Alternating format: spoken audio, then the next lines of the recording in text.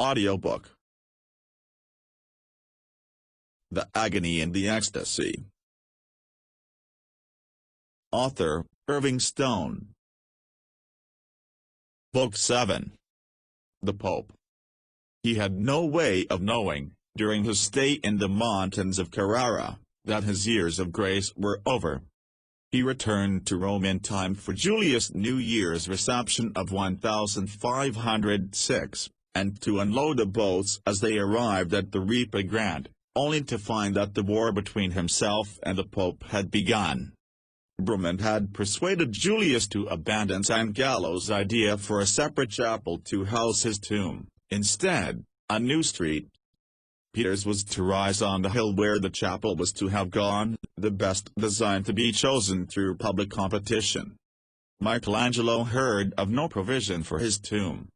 He had spent the Pope's entire 1,000 ducats for marbles and shipping, but Julius refused to give him more money until he had seen one of the statues carved. When Julius provided him with the house behind the Piazza San Pietro, a papal secretary informed him that he would have to pay several ducats a month for its use. "Could I wait until I am paid something by the Holy Father before I return his rent money?" he asked caustically.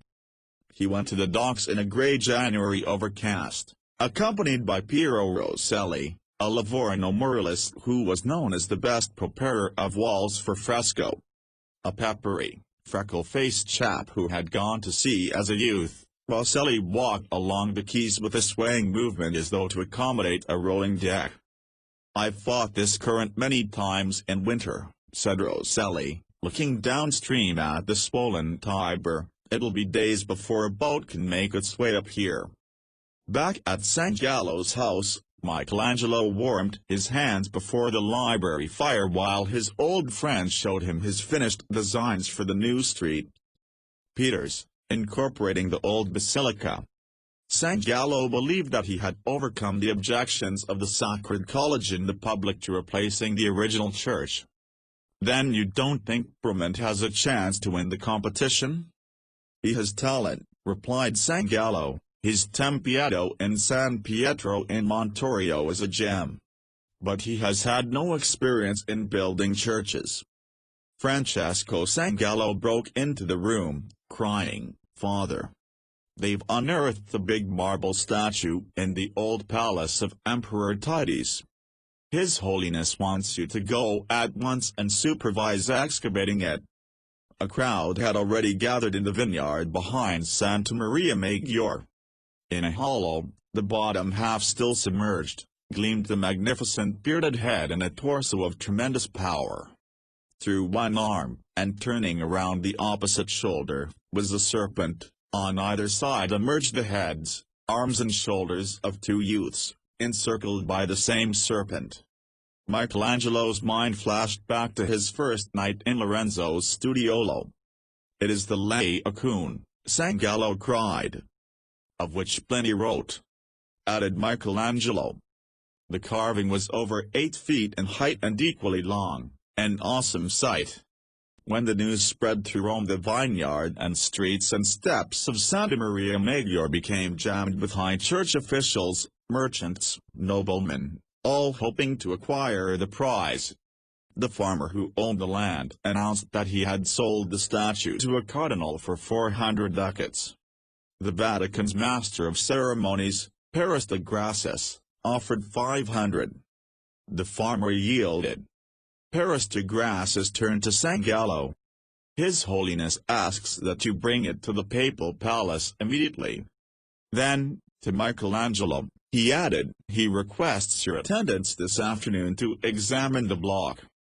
The Pope had ordered the Laocoon set up on the closed terrace of the Belvedere Pavilion, across a valley and on the hill above the papal palace. "I wish you to examine the figures minutely," said Julius, "and tell me if they are truly carved from one block."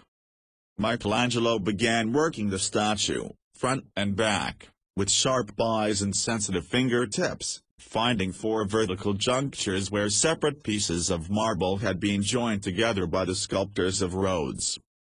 He left the Belvedere, walked to the bank that had been Jacopo Galli's. How different Rome felt without Galli in it, how desperately he needed his friend's counsel now. Balducci was the new manager-owner of the bank. His family in Florence had invested in Rome, as had many members of the Florentine colony. Balducci had seized the opportunity to marry the plain-faced daughter of a wealthy Roman family, with a considerable dowry. "What do you do with your Sundays now, Balducci?" Balducci flushed. "I spend them with my wife's family." "Don't you miss the exercise?" "I still go hunting. With the gun. The owner of a bank has to be respectable. Che rigorista. I never expected to find you conventional." Balducci sighed. "You can't grow rich and amuse yourself at the same time. One's youth should be spent on women, his middle years on money, his old age on bowling. You've become quite a philosopher. Could you lend me 100 ducats?" He stood in the wind-driven rain watching the boat with his marbles struggle to make its way to the docks. Twice the prow went under the whitecaps. It seemed that the boat and its precious cargo would sink to the bottom of the swollen Tiber, carrying with it 34 wagon-loads of his best quarried marbles. While he stood drenched on the river bank, the sailors made a last frenzied effort. Ropes were thrown from the docks, the boat tied up. The job of unloading in the torrential downpour was nearly impossible.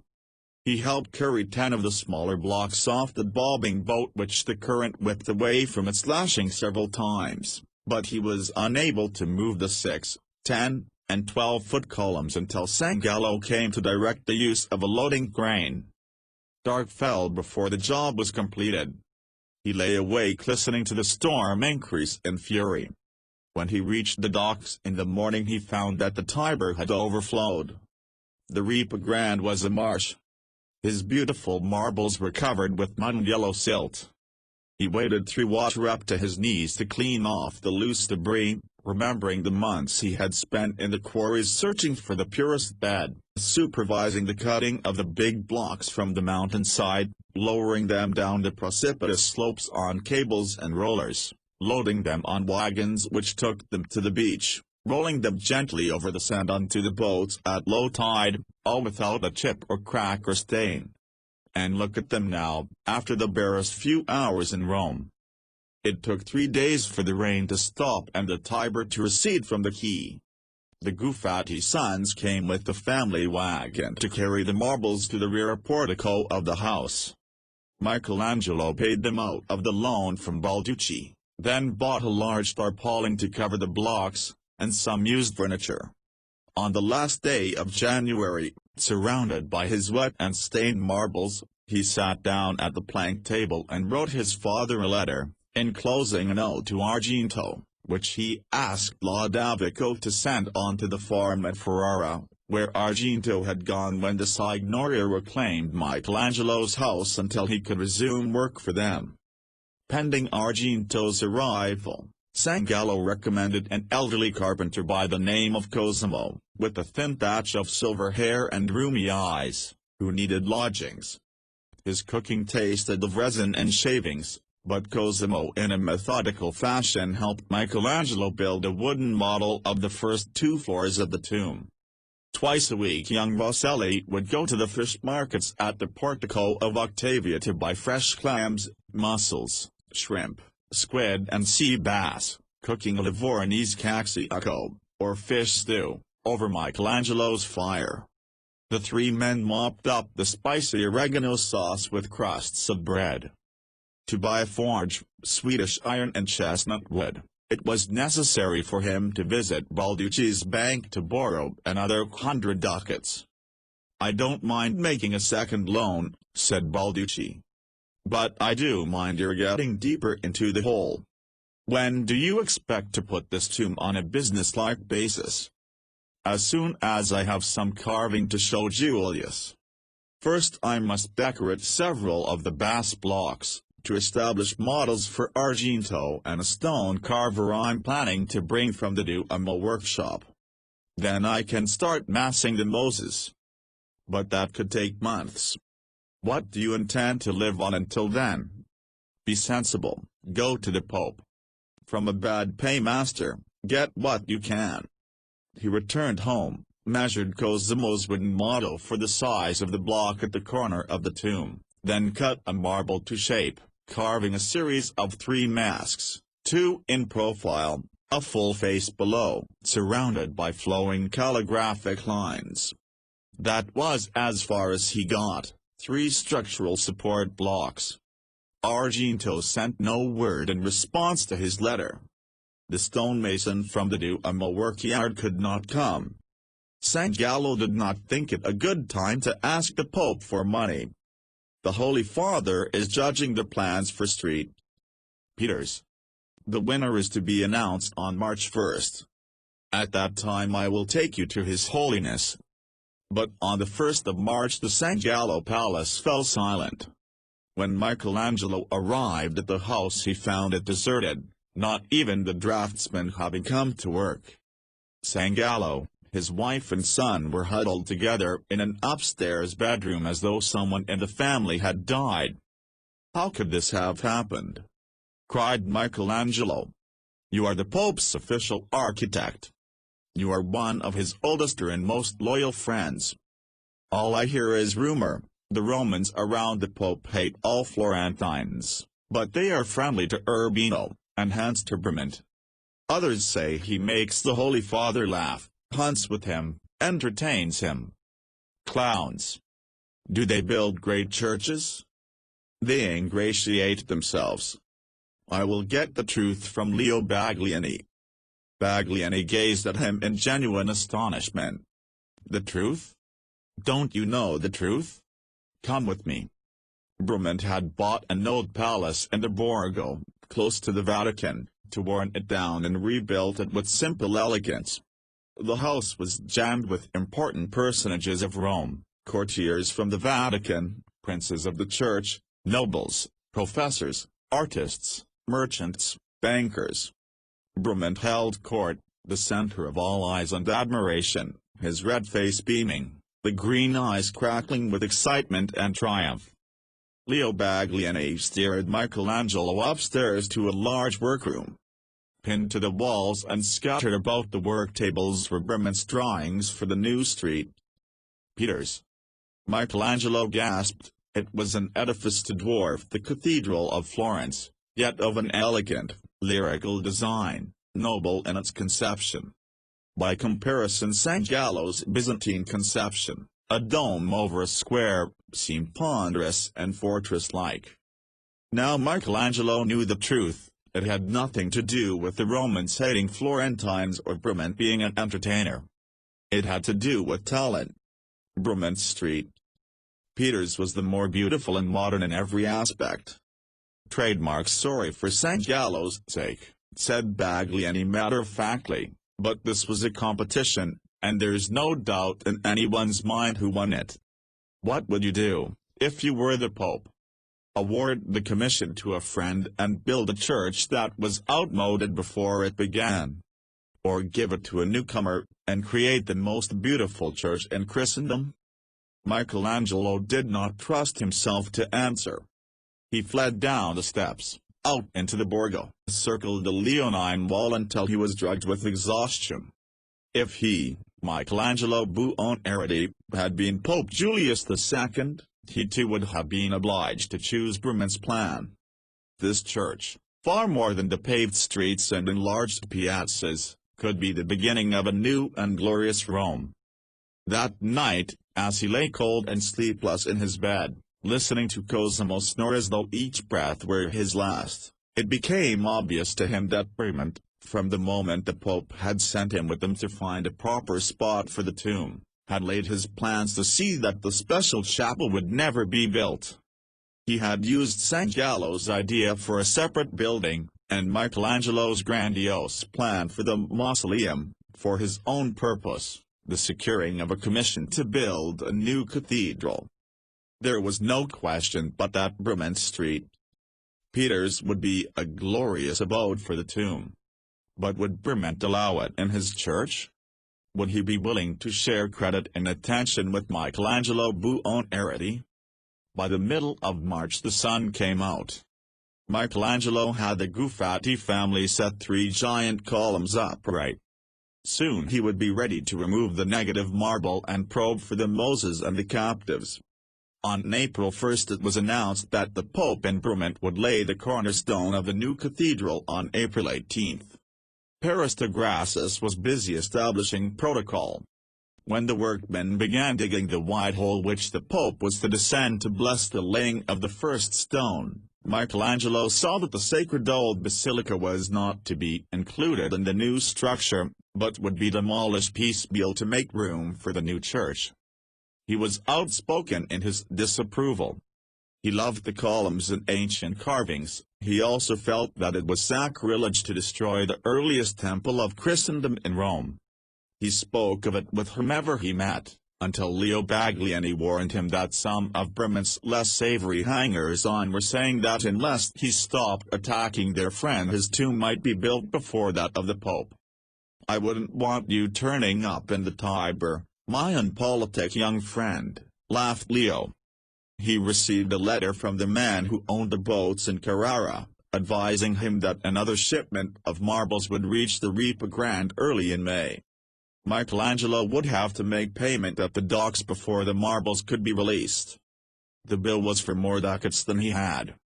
He went to the papal palace. Pope Julius, his bristling beard protruding from a high ermine collar, was in his small throne room surrounded by courtiers. Beside him was his favorite jeweler. Julius turned on the man, cried, "I do not mean to spend a vehicle more for stones, small or great." Michelangelo waited until the gem cutter had retired and the Pope seemed calmer, then pressed forward. "Holy Father, the next shipment of your marbles for the tomb are on the way. The boat charges must be paid before I can have them carried home. I am without funds to meet the bill. Could you give me expense money to secure the blocks?" "Return Monday," said the Pope curtly, and turned away. Rome was beautiful in the butter-yellow spring sunlight, but Michelangelo walked the streets blindly, a torrent raging in his head. He had been dismissed like the tradesmen. Why? Because that was all an artist was, a skilled tradesman? But the Pope had called him the best marble master in all Italy. He took his story to Bagliani, asking if his friend knew what had caused the change in the Holy Father. Leo had trouble keeping his voice matter of fact. "Brummett has convinced the Pope that it is bad luck to build one's own tomb. That it could hasten the day when it has to be pressed into service." Michelangelo sank onto a wooden bench, breathing hard. "What shall I do?" "Go back on Monday." As though nothing had happened. He went back on Monday. Then on Tuesday, Wednesday, Thursday. Each time he was admitted, received coolly, told to return. On Friday the guard at the papal palace refused him entrance. It was hot in the midday sun, but Michelangelo felt cold all over. Thinking there might be some misunderstanding, he again tried to enter the palace. His way was barred. At that moment the Pope's cousin, the Bishop of Lucca, arrived. "What is the matter with you?" cried the bishop to the guard. "Do you not know Maestro Buonarrotti?" "I know him, your grace." "Then why are you sending him away?" "Excuse me, Excellency, but I have my orders." Michelangelo walked home, his shoulders jerking as though in spasms. His brain was on fire. He quickened his pace, without actually running, bolted the door of his house, sat down and scrawled, "Most blessed Father, I have been turned out of the palace today by your orders, therefore, if you want me, you must look for me elsewhere than in Rome." He addressed the letter to Messer Agostino, the Pope's steward, sent a neighboring boy to find Cosimo. The old man came hurrying. "Cosimo, I must leave Rome tonight. Tomorrow send for a dealer and sell this furniture." At the second hour of the night he rented a horse at the Porta del Popolo and left with the post for Florence. At the rise north of town, where he had caught his first glimpse of Rome, he turned in the saddle to gaze back at the sleeping city. Into his mind came a favorite Tuscan adage, born of centuries of feuding. How much the fool who goes to Rome excels the fool who stays at home. Early the second day he dropped off his horse at Poughkeepsie at the inn where he had stopped on his way to Siena to recarve toward Agony Street. Francis. He was washing in a bowl near the wall when he heard thunderous hoofs storming up the road. It turned out to be Bagliani at the head of a party of 5 couriers, their horses lathering at the bit from hard riding. He stood gazing at his fastidious friend's face, covered with dried perspiration, his clothes discolored by the dust of the road. "Leo, what brings you to Poughkeepsie?" "You." "The Holy Father knew we were friends. He ordered me to head the party." Michelangelo blinked at the 5 armed men of the Pope's guard sitting their horses and glaring at him. "What party?" "I am on my way home to Florence." "No, you're not." Bagliani dismounted, brushed the hair out of his eyes. He took a parchment from his saddlebag. "This is a letter from Pope Julius.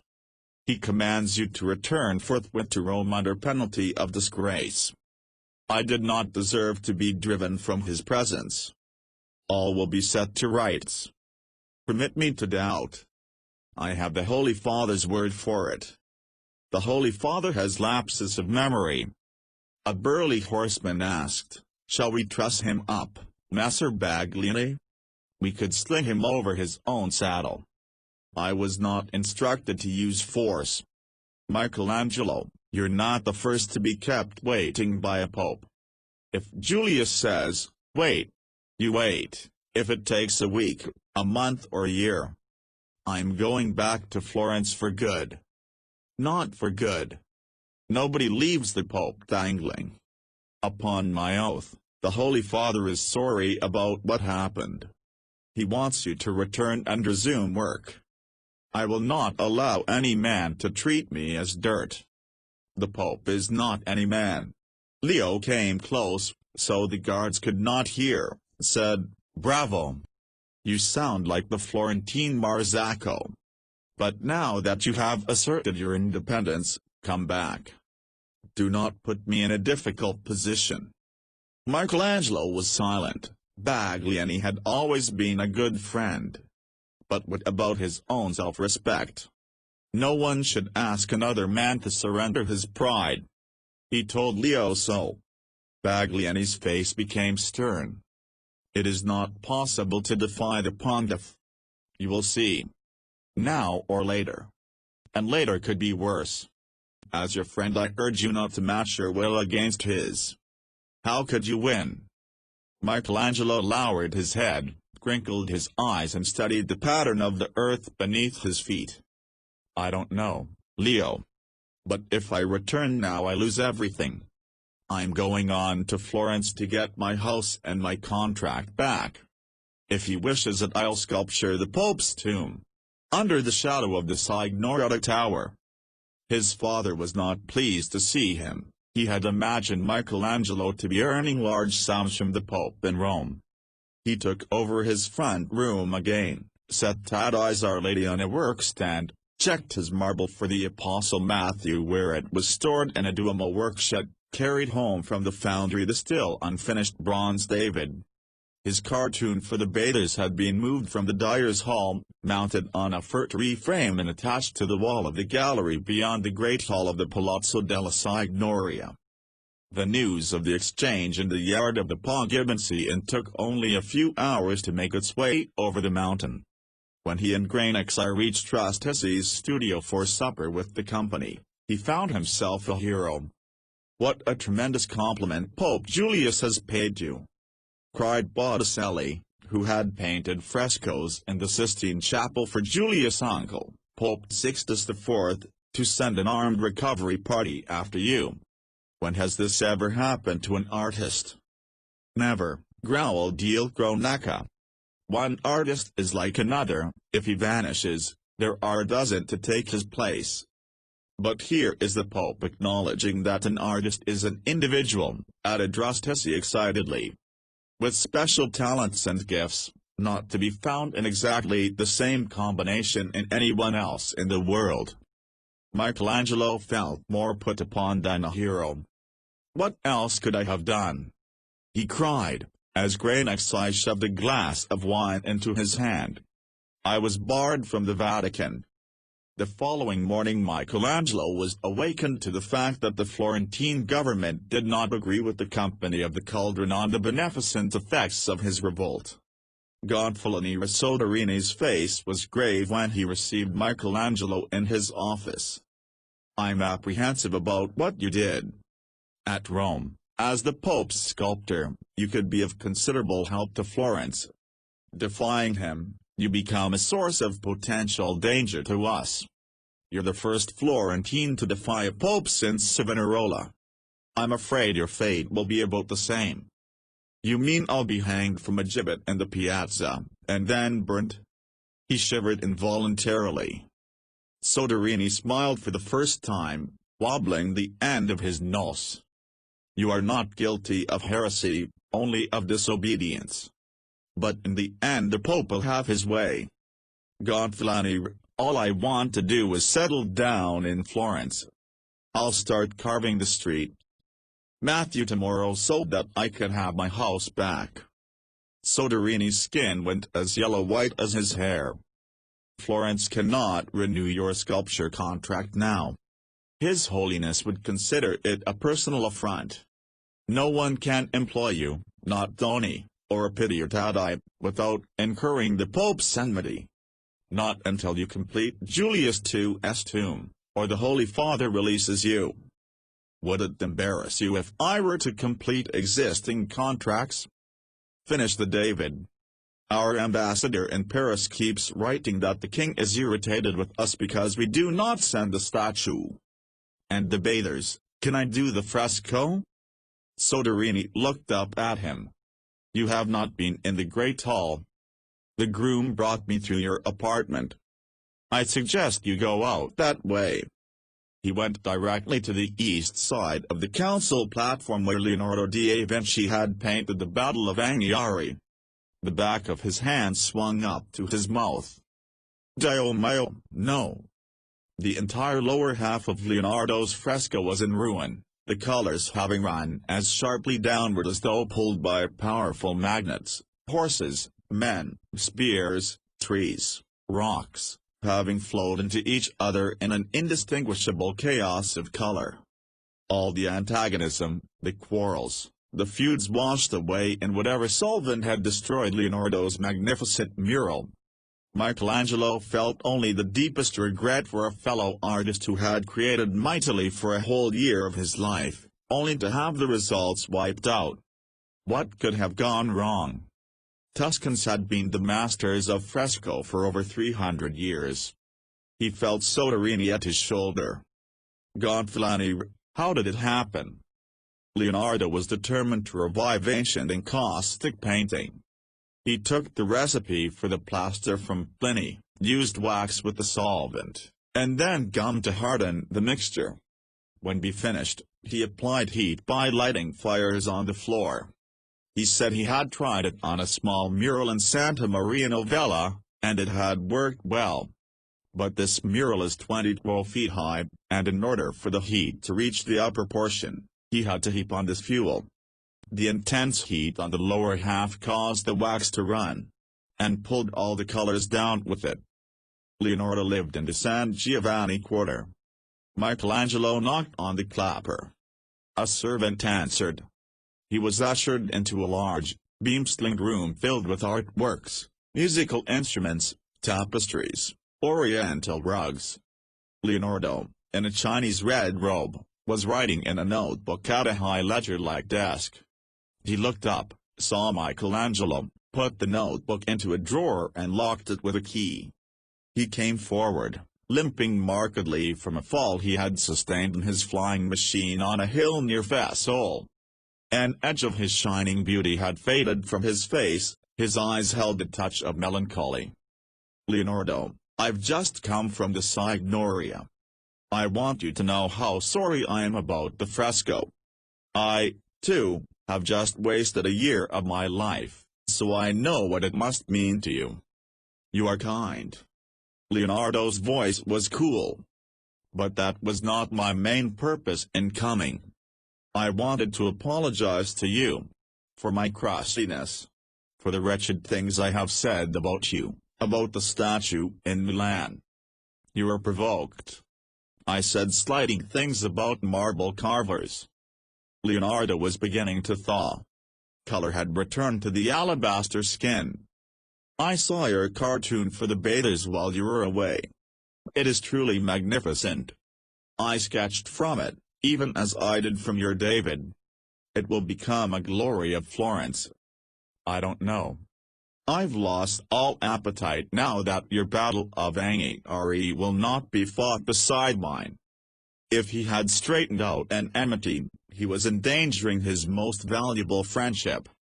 Gonfaloniere Soderini sent for him 2 days later to read to him from a letter from the Pope, demanding that the Signoria return Michelangelo Buonarrotti to Rome at once, under pain of pontifical displeasure. "Looks as if I had better keep going north," replied Michelangelo mournfully, "maybe to France. Then I will no longer be your responsibility. You can't run from the Pope. His arm reaches over all Europe. Why am I so precious to the Holy Father in Florence? He locked me out in Rome.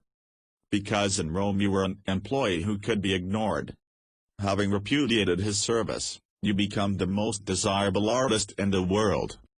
Don't push him too far." "I'm not pushing anybody," Michelangelo cried in anguish. "I just want to be let alone." "Too late. The time for that was before you entered Julia's service." On the next post he received a letter from Piero Rosselli which made him feel as though the curls over his forehead were dancing on his head like snakes. The Pope did not want him back in Rome to continue work on the marbles. Bramante definitely had the Holy Father convinced that the tomb would hasten his death. His Holiness now wanted Michelangelo to paint the vault of the Sistine Chapel, the ugliest, most clumsy, ill-conceived and God-forsaken piece of architecture in all Italy. He read and reread Rosselli's lines. Last Saturday evening, when the Pope was at supper, he called for Bramante and said, "Sangallo is going to Florence tomorrow, and will bring Michelangelo back with him." Bramante answered, "Holy Father, he will not be able to do anything of the kind. I have conversed with Michelangelo, and he has often told me that he would not undertake the chapel, which you wanted to put upon him, and that, you notwithstanding, he meant only to apply himself to sculpture, and would have nothing to do with painting. Holy Father, I do not think he has the courage to attempt the work, because he has small experience in painting figures, and these will be raised high above the line of vision. That is something different from painting on the ground." The Pope replied, "If he does not come, he will do me wrong, and so I think that he is sure to return." Upon this, I up and gave Bramante a sound rating in the Pope's presence, and spoke as I believe you would have spoken for me, and for the time he was struck dumb, as though he felt that he had made a mistake in talking as he did. I proceeded as follows. "Holy Father, Bramante never exchanged a word with Michelangelo, and if what he has just said is the truth, I beg you to cut my head off." Michelangelo cried aloud, "Me talk with Bramante? It's a fantastic lie. Why would he want to tell the Pope such a story?" The letter threw Michelangelo into deeper turmoil. He could do no work at all. He set off for Settignano to sit silently and cut building blocks with the Topolinos, then visited Cantassina and Ridolfi. The baby, Niccolò, now 5, insisted that he too be taught how to make the marble fly. He put in an occasional hour filing and burnishing the Achille bronze, went several times to the Great Hall in a futile effort to whip up enthusiasm for his fresco. He knew even before Gonfaloniere Soderini summoned him at the beginning of July that the coming months would be torn by strong winds from the south. Soderini began reading at once from the Pope's brief. Michelangelo the sculptor, who left us without reason, and in mere caprice, is afraid, as we are informed, of returning, though we for our part are not angry with him, knowing the humors of such men of genius. In order then that he may lay aside all anxiety, we rely on your loyalty to convince him in our name, that if he returns to us, he shall be uninjured and unhurt, retaining our apostolic favor in the same measure as he formerly enjoyed it. Soderini put the letter down. I am going to have the Cardinal of Pavia write a letter by his own hand, in which he will promise you safety. Will that satisfy you? Number. Last night at the Salviati I met a Florentine merchant by the name of Tommaso di Tolfo who lives in Turkey. There is a chance for me to go out there and work for the Sultan. His brother Leonardo asked to see him by the brook at the foot of their field in Sant'Agnano. Leonardo sat on the Buonarrotti bank, Michelangelo on the Topolino side, cooling their feet in the narrow creek. Michelangelo, I want to help you. In what way? Let me first admit that I made mistakes in the early years. You were right in following your course. I have seen your Madonna and Child in Bruges. Our brothers in Rome speak reverently of your Pietà. You have been worshipping God too. Forgive my trespasses against you. You are forgiven, Leonardo. I must explain to you that the Pope is the Viceroy of God on earth. When you disobey His Holiness you disobey God. Was that true? Michelangelo asked, when Savonarola fought Alexander VI. Leonardo let the black cowl slip forward to mask his eyes. Savonarola disobeyed. No matter what we think of any one pope, he is the descendant of St. Peter. If each of us were to judge him, the church would fall into chaos. Popes are men, Leonardo, elected to high office. I have to do what I feel is right. You're not afraid that God will punish you? Michelangelo looked across the brook at his brother. Every man's courage is important. I believe God loves independence more than he does servility. You must be right, said Leonardo, his head lowered again, or he would not help you carve such divine marbles. Leonardo rose, walked up the hill toward the Buonarrotti house. Michelangelo climbed the opposite bank to the Topolinos. From the top of the ridges they turned, waved to each other. They were never to meet again. The only one who was not frightened for him was Contessina, who was irreverent about Pope Julius. A daughter of one of the ruling dynasties of the world, she had seen her family driven out of the city it had helped make the greatest in Europe, had seen her home sacked by fellow townsmen who had loved and benefited from her family's efforts, had seen her father-in-law hanged from the Signoria, had been exiled for 8 years in a peasant's cottage. Her respect for authority was fading. Her husband did not share these feelings. Ridolfi wanted to get to Rome. Therefore he did not wish to offend the Pope. It is with reluctance, Buonarrotti, that I must ask you not to come here again. It will be reported to the Pope. The Holy Father, through Cardinal Giovanni, is our last hope. We must not endanger it. Contessina asked in a constrained voice. Michelangelo could come here to visit during the years when he risked his position in Florence, but not now, when he is risking your position in Rome. Not my position, Contessina, ours. If the Pope turns against us. After all, Buonarrotti had a trade. If Florence banishes him he can ply his craft elsewhere. Rome is the only place we have left to go. Our future depends on it, and that of our sons. It is too dangerous. Being born into this world is the primary danger, observed Contessina, gazing head on at Michelangelo. Everything after that is a game of seed cards. "I will not come again, Messer Ridolfi," said Michelangelo quietly. "You must protect your family. It was thoughtless of me." In late August, Julius left Rome with an army of 500 knights and nobles. He was joined by his nephew, the Duke of Urbino, at Orvieto, and made a bloodless conquest of Perugia. Cardinal Giovanni de' Medici was left in command of the city.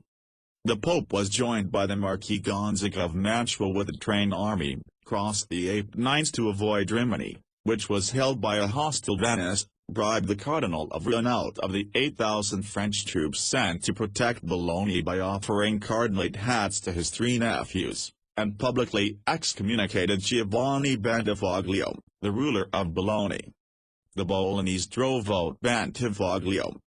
Julius marched onto Bologna. Yet nothing sufficiently diverting had happened to Pope Julius II to make him forget his errant sculptor. At the Palazzo della Signoria, Soderini, flanked by the other 8 members of the Signoria, shouted at Michelangelo as he entered. "You have tried a bout with the Pope on which the King of France would not have ventured. We do not wish to go to war with the Pontiff on your account. The Holy Father wants you to do some works in Bologna. Make up your mind to go." Michelangelo knew he was beaten. He had known for weeks, actually, for as the Pope advanced through Umbria, reconquering it with the Papal State, then Aemilia, the people on the streets of Florence began turning their heads when he passed. Florence, which had no defense, so desperately needed the Pope's friendship that it had sent hired mercenaries, including Michelangelo's brother Sigismundo, to help him with his conquests. No one wanted the Pope's now swollen and confident army crossing the Apennines to attack. The Signoria, the townspeople, all were determined that he be sent back to the Pope, regardless of the consequences to him. They were right. Florence came first. He would go to Bologna, make his peace with the Holy Father as best he could. Soderini did not abandon him. He gave Michelangelo a letter to his brother, the Cardinal of Volterra, who was with the Pope. "The bearer of this letter will be Michelangelo, Sculptor, who is sent to you in compliance with the request of His Holiness. We assure your lordship that he is a good young man, and unique of his art in Italy, perhaps in the world. He is such that, using good words and kind manners, one can obtain everything from him. One must be tender and kind to him, and he will do such things that anyone who sees him will be amazed," said Michelangelo. "Comes upon my honor." By now it was November. The streets of Bologna were crowded with courtiers, soldiers, foreigners in colorful costumes who had thronged to the court of the Pope. In the Piazza Maggiore a monk was suspended in a wire cage from the Palazzo del Podesta, having been caught coming out of a house on the street of the Bordellos. Michelangelo found a messenger to take his letter of protection to the Cardinal of Volterra, then mounted the steps of San Petronio, gazing in veneration at the deliquescent Istrian stone sculptures of the creation of Adam, the expulsion from paradise and the sacrifices of Cain and Abel. How far he was from fulfilling his hope of carving these scenes in freestanding marble. He entered the church, where Mass was being said, and was recognized by one of the Pope's body servants from Rome. "Messer Buonarotti, His Holiness has been waiting impatiently." The Pope was at dinner in a palace, surrounded by his court of 24 cardinals, the generals of his army, the noblemen, knights, princes, perhaps 100 as dinner in the banner-strewn hall. Michelangelo was escorted the length of the room by a bishop sent by the Cardinal of Volterra, who was ill. Pope Julius looked up, saw him, fell silent. So did the rest of the hall. Michelangelo stood by the side of the Pope's big chair, at the head of the table. The two men glared at each other, their eyes flashing fire. Michelangelo threw his shoulders back, refusing to kneel. The Pope was the first to speak. "You have delayed long. We have been obliged to come to meet you."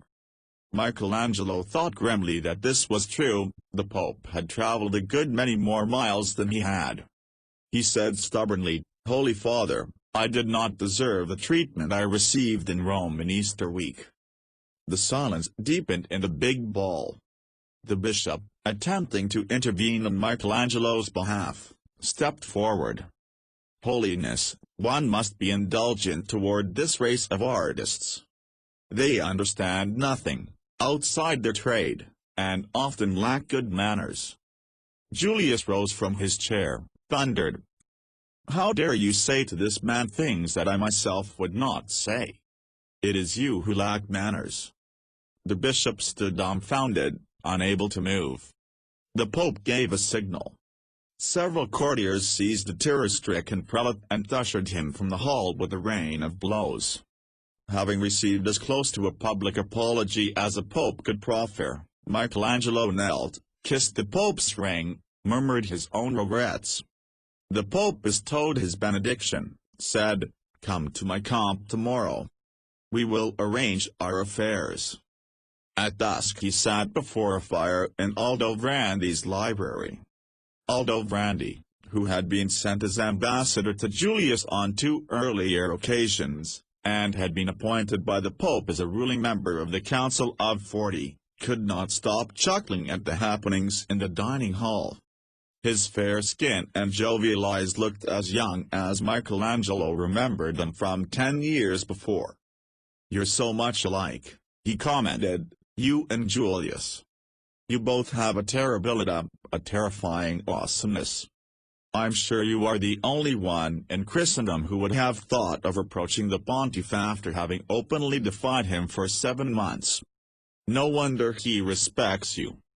Michelangelo pulled on the steaming mug of hot water flavored with brown sugar that Signora Aldovrandi had brought against the end of November cold. "What do you suppose the Holy Father intends to do with me?" "Put you to work." "At what?" "He'll think of something." "You'll stay with us, of course?" Michelangelo accepted with pleasure. Later, as they sat over supper, he asked, "How is your nephew Marco?" "Quite well. He has a new girl, one he found in Rimini 2 summers ago during the Ferragosto, the mid-August holiday. And Clarissa, one of the Bentivoglio uncles, adopted her. When he had to flee with Giovanni Bentivoglio, she leased her villa to one of the Pope's courtiers for a handsome rental. Would you know where I can find her? I believe in the Via di Mezzo di San Martino. She has an apartment there. Would you excuse me?" Aldovrandi rose, murmured, "Love in a cough cannot be hid." She stood in the open doorway of the roof penthouse overlooking the Piazza di San Martino, silhouetted against the orange glow of the oil lamps behind her, her face framed in the fur cowl on a woolen robe. They stared at each other in silence, as he and the Pope had, though with a rather different emotion. His mind went back to the first time he had seen her, when she was 19, slender, golden-haired, with an undulant softness of manner, her lithe, willowy figure moving with delicate sensuousness, the beauty of her neck and shoulders and bosom recalling Botticelli's Simonetta. Now she was 31, at a lush peak of ripeness, only a little heavier, a little less scintillating. Again he was aware of her magnificent body through every pore of his own. She spoke with the same sibilance of voice that seemed to enter his every orifice, making it difficult for him to separate the words because of the pounding in his ears. "The last thing I told you was, Bologna is on the road to everywhere. Come in." She led him into a small sitting room, warmed by 2 braziers, then turned to him. He slipped his arms inside her fur-lined robe. Her body was warm from the soft fur. He held her to him, kissed her yielding mouth. She murmured, "When I first said, 'It is natural for us to want each other,' you blushed like a boy. Artists know nothing of love. My friend Granicside describes it as a diversion. How would you describe it?" "What I feel for you." "Yes. as a torrent that hurtles a man's body down through rocky canyons, sweeps him along at flood tide. And then? I can talk no more. The robe came undone, slipped off her shoulders. She raised her arms, released a few pins, and the long braids of golden hair fell to her waist. There was no voluptuousness in her movements, but rather the quality he remembered of sweetness, as though love were her natural medium. Later, they lay in each other's arms under a double cover lined with azure cloth and filled with fine wool. The torrent, she teased, and then washes him out to sea. You have found love? Not since you. There are available women in Rome. 7,000. My friend Balducci used to count them every Sunday. You did not want them? It is not my kind of love. You never showed me my sonnets. One was about the silkworm.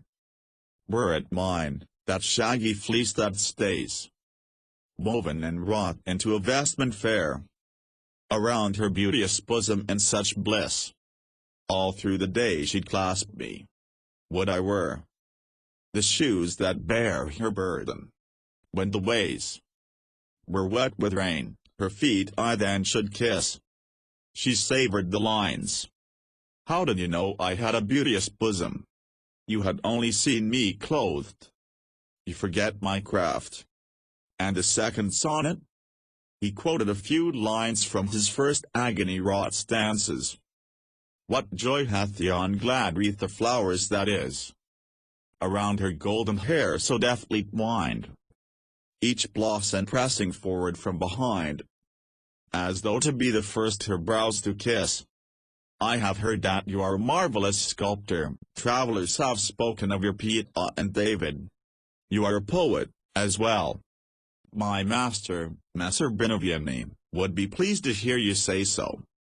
They ceased talking, were together again. Clarissa murmured in his ear, holding his face down hard against her shoulder and neck, running her hand over the well-developed shoulders, the hard-muscled arms like those that he had gone to sketch among the Maiano quarrymen, to love for love. How wonderful! I had affection for Marco. Bendefoglio wanted only to be entertained. Tomorrow I will go to church to confess my sin, but I do not believe this love to be a sin. God invented love. This is beautiful. Could the devil be tempting us? The devil is an invention of man. There is no evil. Ugliness is evil. He reached Julius' military encampment on the bank of the Reno River, through heavy snows. Julius was reviewing his troops, wrapped in an enormous furred and wadded overcoat up to his chin, on his head a grey woolen hood which covered his ears, forehead and mouth. Apparently Julius did not like the condition of the soldiers, for he was abusing his officers in coarse language, calling them thieves and villains. Although Randy had told him stories about the Pope, how he had won acclaim from his admirers as well fitted for the military life because he spent long hours with his troops in wretched weather, equaling them in enduring hardships, outswearing them, looking like an Old Testament prophet as he stormed up and down his lines, shouting orders, causing the troops to cry, "Holy Father, we look upon you as our commanding officer," and his detractors to murmur behind their hands, "Holy Father, indeed. Nothing is left of the priest but the frock and the name." Julius led the way to his tent, hung with warm furs. Courtiers and cardinals gathered about the throne. "Buonarrotti, I have been thinking what I would like you to sculpture for me.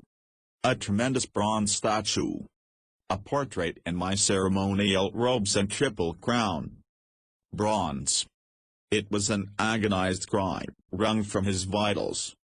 Had he thought it even remotely possible that the Pope would condemn him to bronze, he would never have returned to Bologna. He protested. "It is not my trade." The peculiarly hushed silence he had heard in the palace dining hall the day before fell among the soldiers and prelates in the tent. The Pope's face flushed with anger. We are informed that you created a bronze David for the Achille of France. Is it a trade for him but not for your pontiff? Holiness, I did that piece because I was urged to do it as a service to Florence. Echo. You will do this statue as a service to your Pope. Holy Father, it is a bad sculpture. It is not completed. I know nothing of casting, finishing. Basta. The Pope's face was livid as he roared into a violent temper. It is not enough that you defy me for 7 months, refusing to return to my service. Even now you continue to pit your will against mine. You are incorrigible. Not as a marble carver, Holy Father. Let me return to the blocks, and you will find me the most tractable worker in your service. I command you, Buonarrotti, to stop issuing ultimatums. You will create a bronze statue of me for San Petronio which Bologna will worship when I return to Rome. Go now, and study the space above the main portal. We will build a niche for you, as large as the space between the portal and the window will allow. You will create as stupendous a bronze as the niche will hold. Michelangelo knew he was going to have to do this miserable bronze in order to get back to his marbles. Yet perhaps it was no worse a penance than the 7 months he had already thrown away in rebellion. By mid-afternoon he was back at the Pope's camp. How large a statue can you fit there? Julius demanded. For a seated figure, 13 to 14 feet. How much will it cost? I think I can cast it for 1,000 ducats, but it is not my profession, and I do not wish to take the responsibility. You shall cast it over and over until it succeeds, and I will give you enough money to make you happy. Holy Father, you can only make me happy by promising that if my bronze statue pleases you, you will permit me to resume carving the marble columns. If your holiness would make that promise, I would have 20 fingers with which to model the bronze. The pontiff does not make bargains, cried Julius. Bring me your drawings in 1 week from this hour. Dismissed. Humiliated, he made his way back to the Via di Mezzo di San Martino, climbed the stairs to Clarissa's apartment. Clarissa was dressed in a deep pink silk, with low neckline and bucket sleeves, a pink velvet girdle around her waist, her hair caught up in a garland of jeweled threads. She took one look at his paled, crushed face, kissed him on the sunken bridge of the nose. Feeling returned to his numbed mind and body. "Have you eaten today?" she asked. "Only crow. There is hot water on the fire. Would you like a bath to relax you?" "Thank you. You can take it in the kitchen, while I find some food for you. I will wash your back." "I've never had my back washed." "Apparently there are a lot of things you have never had. And may never again. You are depressed. What is the bad news from the Pope?" He told her that the Pope had demanded a bronze almost as large as Leonardo's enormous equestrian statue in Milan, which could not be cast. "How long will it take you to make the drawings?" "To please Julius." "An hour. Then you have a full week free." She poured hot water into a long oval tub, handed him a scented cake of soap. He dropped his clothes on the kitchen floor, stepped gingerly into the hot water, then stretched his legs with a sigh of relief. "Why don't you spend it here, the week?" said Clarissa, "just the two of us. No one will know where you are, you will be undisturbed. A whole week to think only of love. Is that possible? Not one thought of clay or bronze?" "I am not clay or bronze." He reached wet soapy arms up to her. She leaned down. "All these years I have said the female form was not beautiful to sculpture. I was wrong. You have the most beautiful body in the world. You once told me that I was flawlessly carved in pink Cristolo marble. I am a good sculptor, but I could never capture you. You have captured me." She laughed, a soft musical tone that dissipated the last of the day's humiliation. "Here, dry yourself before the fire." He rubbed his skin hard and red, then Clarissa wrapped him in a second enormous towel, sat him at a table before a steaming dish of thin-sliced veal and parsley. "I must send word to John Francesco Aldobrandi. He invited me to stay with him." She stiffened for a moment, as though confronted with a past that was far gone from her mind. "Non importa, Dot. He knew I wanted you, 10 years ago." Her body relaxed, resumed its feline grace. She sat across the table from him, her face cupped in her hands, her eyes wide as she gazed at him. He ate ravenously. Content, he pushed his chair back from the table, turned toward the fire to let the flames lick his hands and face.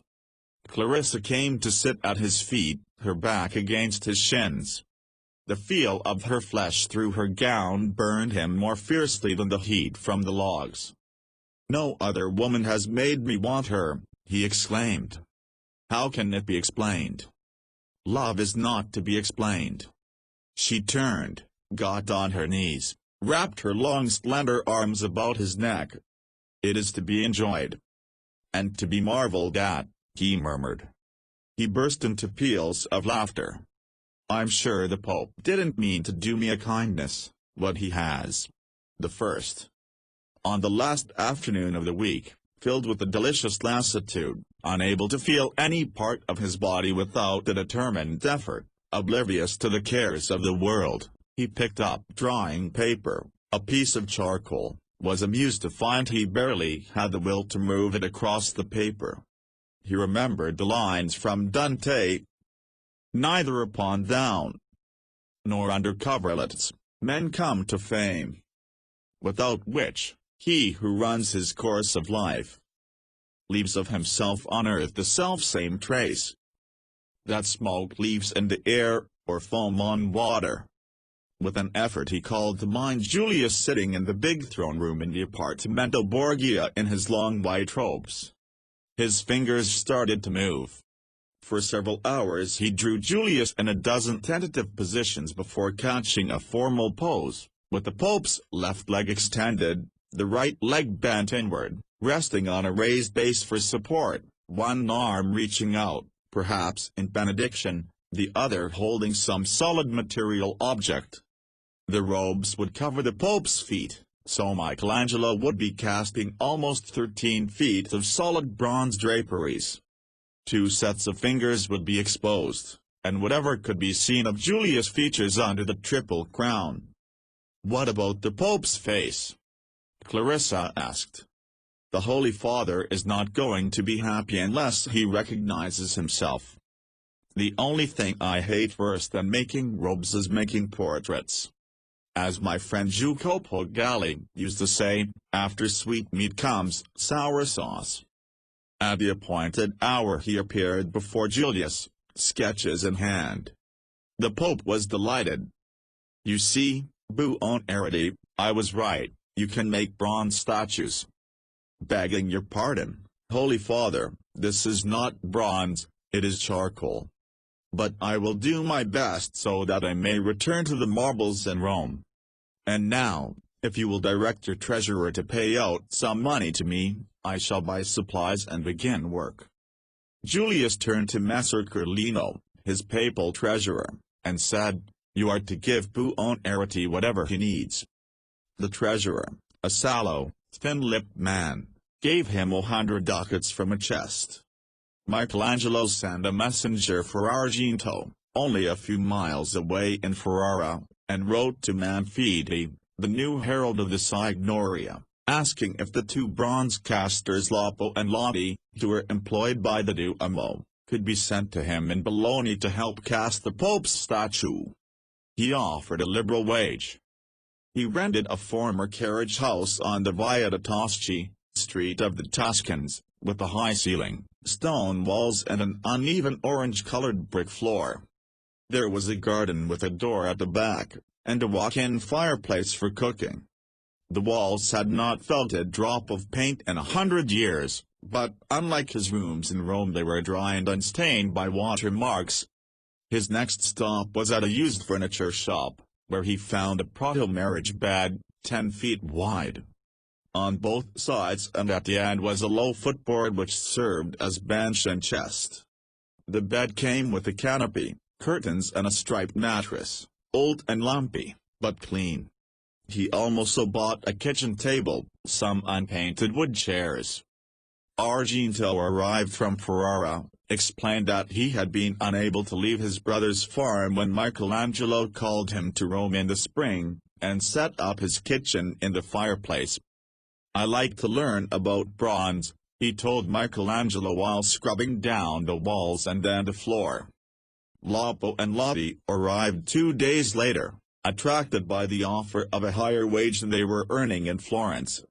Lapo, 41 years old, considerably smaller than Michelangelo in stature, had such an honest face that Michelangelo put him in charge of all buying of supplies, wax, clay, cloth, brick for the casting ovens. Lotti, who had been trained as a goldsmith in the workshop of Antonio Polamaiuolo, was lean, purple-cheeked, a conscientious craftsman of 48 who served as master caster of the Florentine artillery. The proto-marriage bed proved to be a godsend. After Lapo had bought supplies and Argento had shopped for food and a few cooking utensils for his kitchen, the 100 ducats were exhausted. The four men slept together in the bed, which at 10 feet was wide enough for them to be comfortable. Only Argento was unhappy, protesting to Michelangelo. "Everything costs too much. The shops are so crowded with courtiers and priests that a poor man like me isn't waited on." "Patience, Argento, I'm going to ask Messer Carlino for more money, then I'll buy you a haircut and a new shirt." "Not worth it," replied Argento, who looked like an unsheared sheep. "Barbers are charging the double." Messer Carlino listened to Michelangelo's request with darkly brooding eyes. "Like most commoners, Buonarrotti, you have a mistaken conception of the role of a papal treasurer. My job is not to give money, it is to be resourceful in ways of refusing it." Michelangelo said doggedly, "I did not ask to make the statue. You heard me say that the bare cost would be 1,000 ducats. The Holy Father said to pay me the costs. I cannot set up a bronze caster's workshop without funds. What did you do with the first 100 ducats? None of your business. The Pope said he would give me enough money to keep me happy." "There isn't enough money in the world for that," said Carlino coldly. Michelangelo lost his temper, called the treasurer an incisive Tuscan name. Carlino winced, bit his underlip. "Unless you hand over another 100 ducats, continued Michelangelo, "I shall go to the Pope and inform him that you are forcing me to abandon the statue. Bring me receipted bills for the first 100, and written estimates of what you want to spend the second 100 for. I must keep the Pope's books accurately. You're like the gardener's dog, that neither eats cabbage himself nor lets anyone else." The ghost-like smile was transferred quickly from the ledgers of the treasurer's eyes to the till of his lips. "It is my job to make people hate me. Then they return as seldom as possible. I'll be back." Lapo quieted him. "I remember what I spent. I'll write up the bills." Michelangelo walked through the Piazza Maggiore, then along the side of San Petronio to the open-sided gallery, flanked by the houses of bankers and the University of Bologna, crossed the Borgo Salamo and headed southeast to the Piazza of San Domenico. Inside the church, heavy with incense from a morning service, he went straight to the Del Ricca marble sarcophagus, smiling to himself as he gazed at his own husky contadino boy with the wings of an eagle, ran his hands lovingly over the aged street. Petronius holding the model of Bologna in his arms, the face intelligent, saintly. He leaned down to sniff the clean white crystals of Young Street. Preculus, with his belted shirt, magnificently corded legs. Suddenly he straightened. The street Proculus had been broken in 2 places, awkwardly repaired.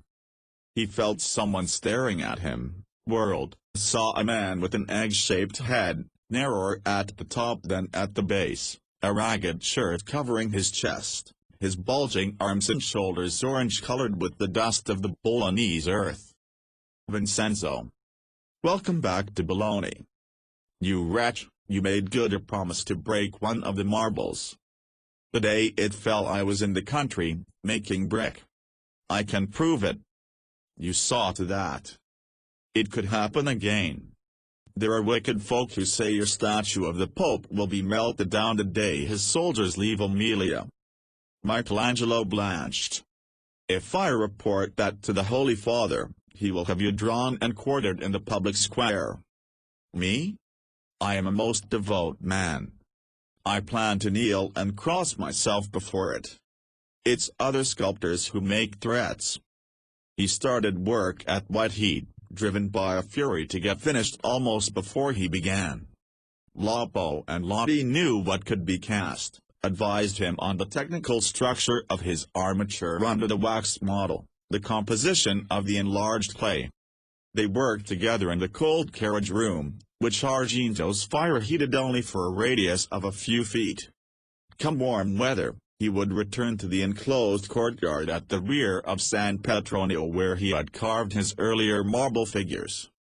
He would need this kind of outdoor space when Loppo and Lotti began building the giant baking oven for the 14-foot bronze. Aldo Randi sent him models, spread the word that those men most closely resembling Pope Julius would be paid a special wage. Michelangelo sketched from light to dark, Argento cooked and cleaned, Lotti built the small brick oven to test the local metals for fusing, Loppo did the buying, paid off the models. Tuscans say that the appetite comes while eating. Michelangelo found that craftsmanship comes with working. Though he did not consider clay modeling authentic sculpturing, since it was the art of adding on, he was also learning that there was nothing in his nature which would permit him to do a sleazy job. Much as he detested bronze, he was going to have to make the best bronze statue of the Pope that he could conceivably dig out of himself, even if it took twice as long. The Pope had not done right by him, either in Rome or here in Bologna, but that did not free him from doing right by himself. He would finish this giant bronze so that it brought honor on himself and the Buonarrotti name, if it turned him neither the happiness the Pope had promised nor the creative ecstasy that came from carving marble, that was of secondary importance. He was a victim of his own integrity, which forced him to do his best, even when he would have preferred to do nothing at all. His only joy was Clarissa. Though he often worked after dark, drawing and modeling by candlelight, he managed to steal off a couple of nights a week to spend with her. No matter what hour he arrived, there was food by the side of the fire, ready to be heated, pots of hot water for the oval-shaped tub. "You're not eating very much," she commented once she saw his ribs beginning to arc through the skin.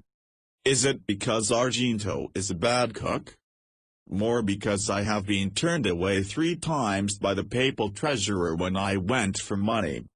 He says my costs are falsified, yet Loppo puts down every cent he spends." "Couldn't you come here each night for your supper? Then at least you would have one good meal a day." She laughed as her words echoed in her ears. "I have been talking like a wife. In Bologna we have a saying, 'Wives and wind are necessary evils.'" He put his arms about her, kissed her warm, stirring lips. "But artists do not marry," she added. "An artist lives everywhere. This is the closest I will come."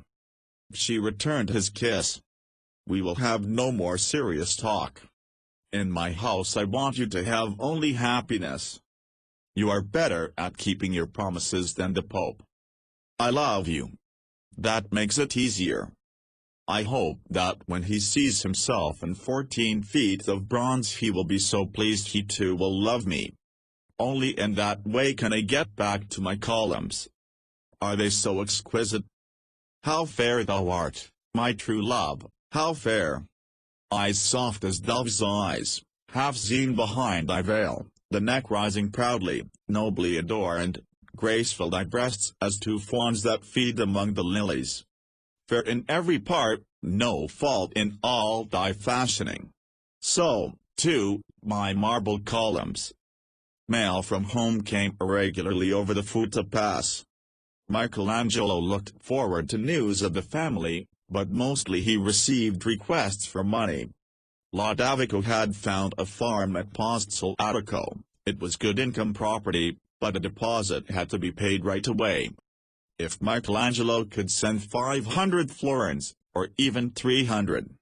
From Buonarroti and Giovansimone, both working at the straw wool shop near the Porta Rossa, there was rarely a letter without the lines, "You promised us a shop. We are tired of working for someone else. We want to make lots of money." Muttering to himself, "Me too," Michelangelo wrapped himself in a blanket in the freezing carriage house while his 3 assistants slept in the Prato bed, and answered the family. "As soon as I come to Florence, I will set you up in business by yourselves, or with a company, as you wish. I shall try to get money for your deposit on the farm. I think I shall be ready to cast my statue around the middle of land, so pray God that it turns out well, for if it does, I think I will be in luck with the Pope." He spent hours following Julius about, sketching him in a variety of poses, saying Mass, walking in procession, holding court, shouting in anger, laughing uproariously at a courtier's joke, fidgeting in his chair while he received deputations from all over Europe, until at length he knew through his drawing hand every muscle, bone and sinew of the Pope's body beneath his robes. Then he returned to the carriage house to model in wax or clay each characteristic turn and twist. "Buonarroti, when do I see some work?" the pontiff demanded on Christmas Day, after saying Mass in the cathedral. "I do not know how much longer I will keep the court here. I needs must return to Rome. Inform me when you are ready, and I will come to your workshop." Spurred by this promise, Michelangelo, Buonarroti and Argento worked day and night, building the 13-foot-high armature of wood, then slowly adding on the clay, touch by touch, spatula by spatula, to create the model from which the bronze would be cast. He created the naked figure of the Pope, seated on his big throne, one arm raised, the left leg extended as he had envisaged him in his drawings. He derived keen pleasure from seeing the true figure of Julius emerge before him, vast in size, true in composition, line, mass, movement. He worked huge rolls of linen cloth over a duplicate model that Lotti and Argento built for him, practicing with mud from the yard as he had with Tiber mud in Rome, to see how best to model the Pope's regal robes without concealing the fiery figure beneath. Caught up in the heat of his own creation, he worked absorbedly for 20 hours a day, then threw himself on the bed between Argento and Lotti. In the 3rd week of January he waited on the Pope. "If your holiness would come to my workshop, the model is ready to be approved." "Excellent. I shall come this afternoon." "Thank you. And could you bring your treasurer? He seems to think I'm building the statue out of Bolognese sausages." Julius arrived at mid-afternoon, accompanied by Messer Carlino. Michelangelo had draped a quilt over his one comfortable chair. Here the Pope sat in silence, studying his portrait. Julius was pleased. He rose, walked around the model several times, commenting on its accuracy and lifelike qualities. Then he stopped in front of the statue, looking perplexedly at his right hand, which was raised in a haughty, almost violent gesture. "Buonarroti, does this hand intend to bless or curse?" Michelangelo had to improvise, for this was the Pope's favorite gesture while sitting on his throne ruling the Christian world.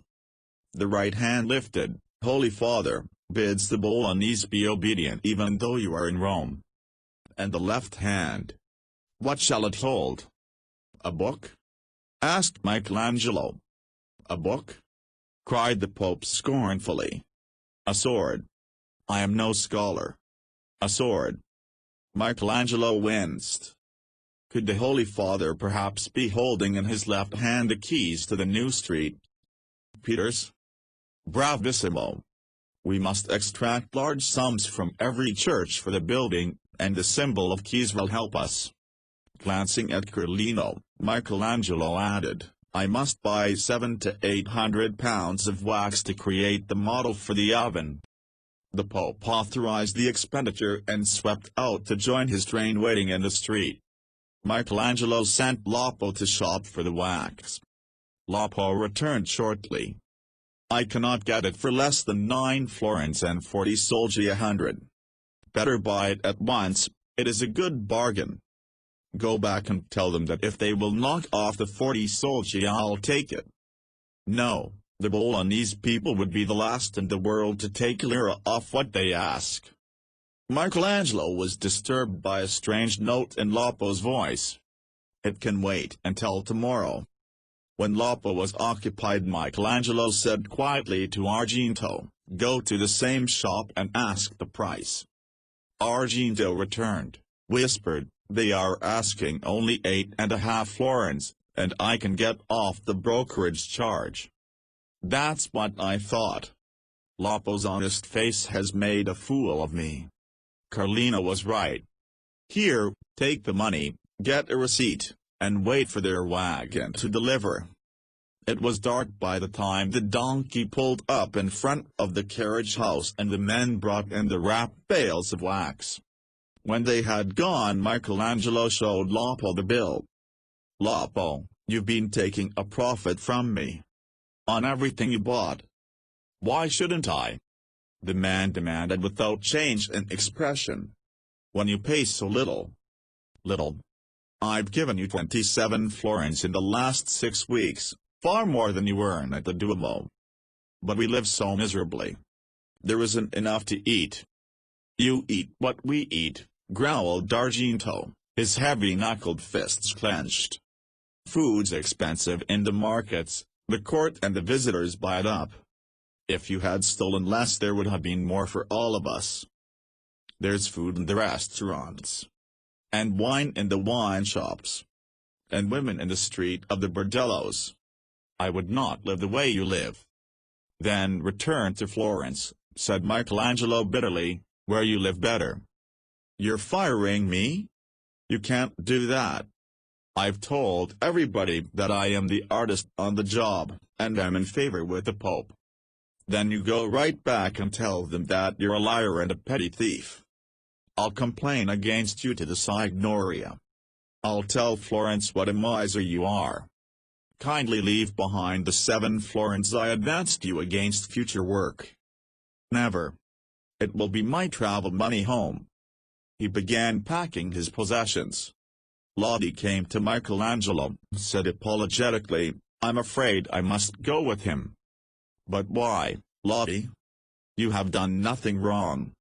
We have been friends. I admire you, Messer Buonarrotti, and I hope I can work for you again sometime. But I came with Loppo, and I must go with him.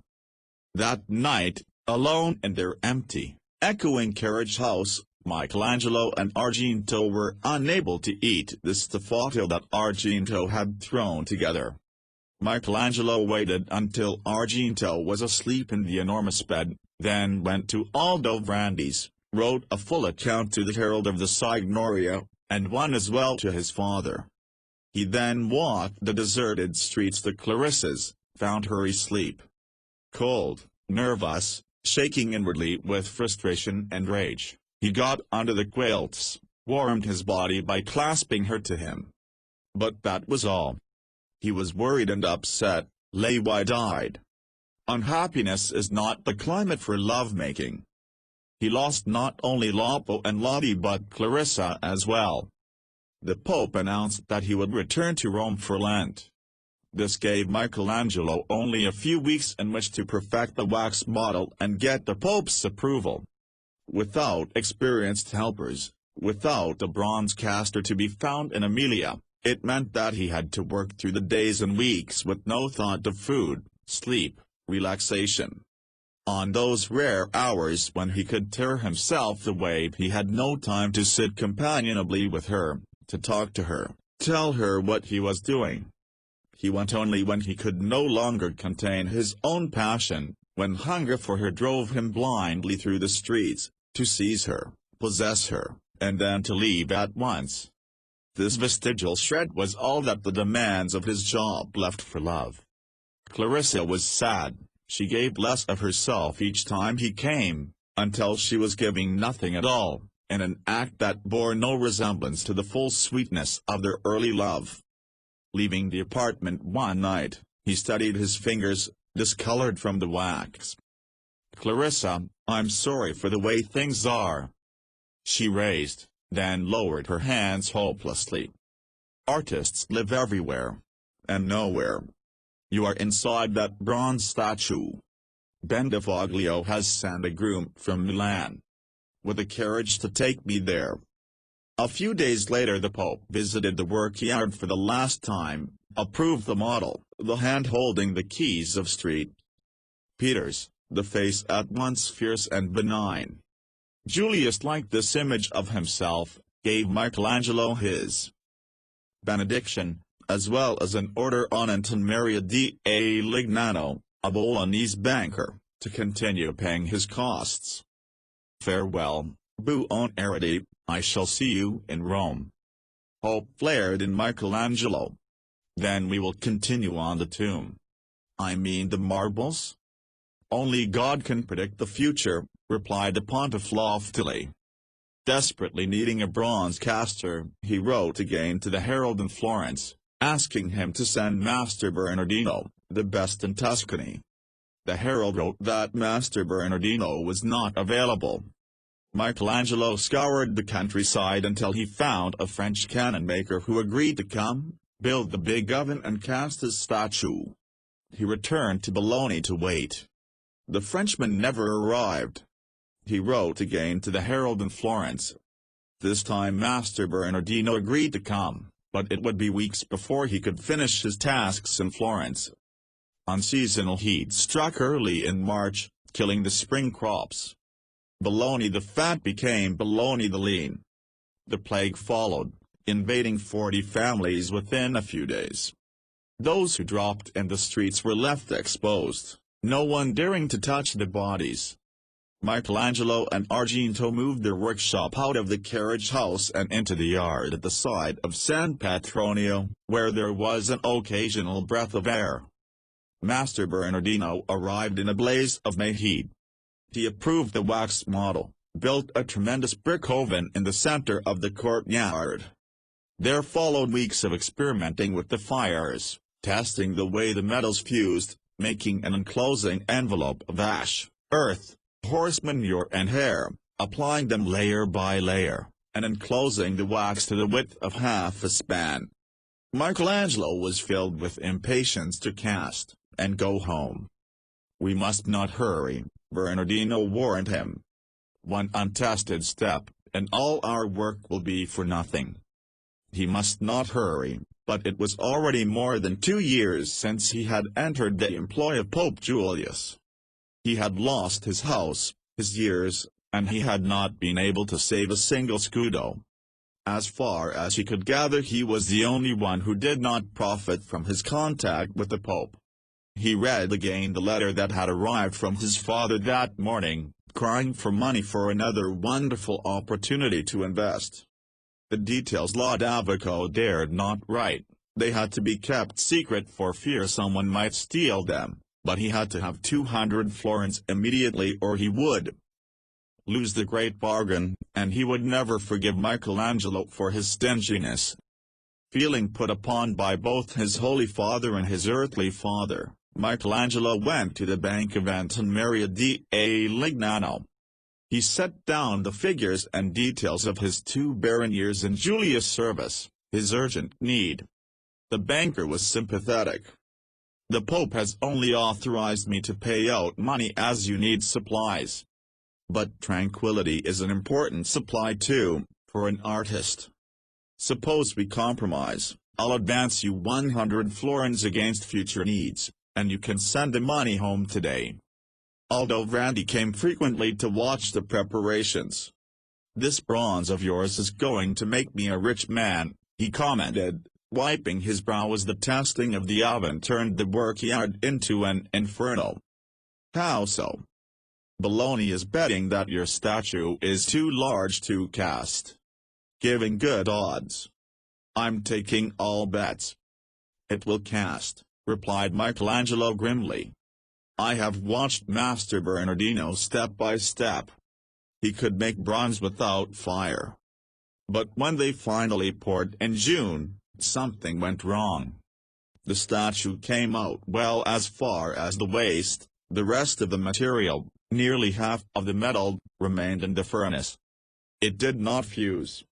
In order to take it out it was necessary to dismantle the furnace." Aghast, Michelangelo cried, "What could have gone wrong?" "I don't know. This has never happened to me before." Bernardino was as wretched as Michelangelo. There must have been something wrong with the second half of the copper and brass. "I'm so ashamed." Hoarsely, Michelangelo replied, "You are a good artisan, and you put your heart into the work. But he who works, at times fails. I feel ill. I'll start again tomorrow morning." Bologna, like Florence and Rome, had its system of instantaneous communication. In a flash it was all over town that Michelangelo had failed to cast the pontiff's statue. Crowds started to pour into the courtyard to see for themselves. Among them was Vincenzo, who slapped the still warm bricks of the furnace triumphantly and cried, "Only a Bolognese knows how to use Bologna brick. Or make Bolognese statues." Back to Florence, puny Juan. Michelangelo whirled around to pick up an iron bar. Aldo Randi arrived in time to intervene, curtly ordered Vincenzo from the yard, then cleared the others out. "How serious is the failure, Michelangelo?" "Only half. As soon as we can rebuild the furnace we'll be able to pour into the mold from the top again. If the metal fuses we'll be all right. They'll make it next time." When Bernardino entered the courtyard in the morning his face was green. "What a cruel city this is. They think they have gained a victory because of our failure. They don't like Florentines, and I guess they don't like the Pope either. If we fail we kill 2 birds with 1 bronze. I can't raise my eyes in the streets. Let us live here in the courtyard until we can pour again." Bernardino worked heroically, night and day, rebuilt the furnace, tested the channels to the mold, experimented with the metals that had not fused. Finally, under the blinding heat of the mid-July sun, he poured again. Slowly, as they nervously waited, the heated metal began to run from the furnace to the mold. With that, Bernardino said, "There's nothing more you need me for. I leave for Florence at dawn. But don't you want to see how the statue comes out? Whether the 2 halves join well? Then you can laugh in the faces of the Bolognese." Bernardino wearily pushed the thought aside. "I don't want revenge. Only escape. If you'll pay me what you owe me I'll be gone." Michelangelo was left to discover the results himself.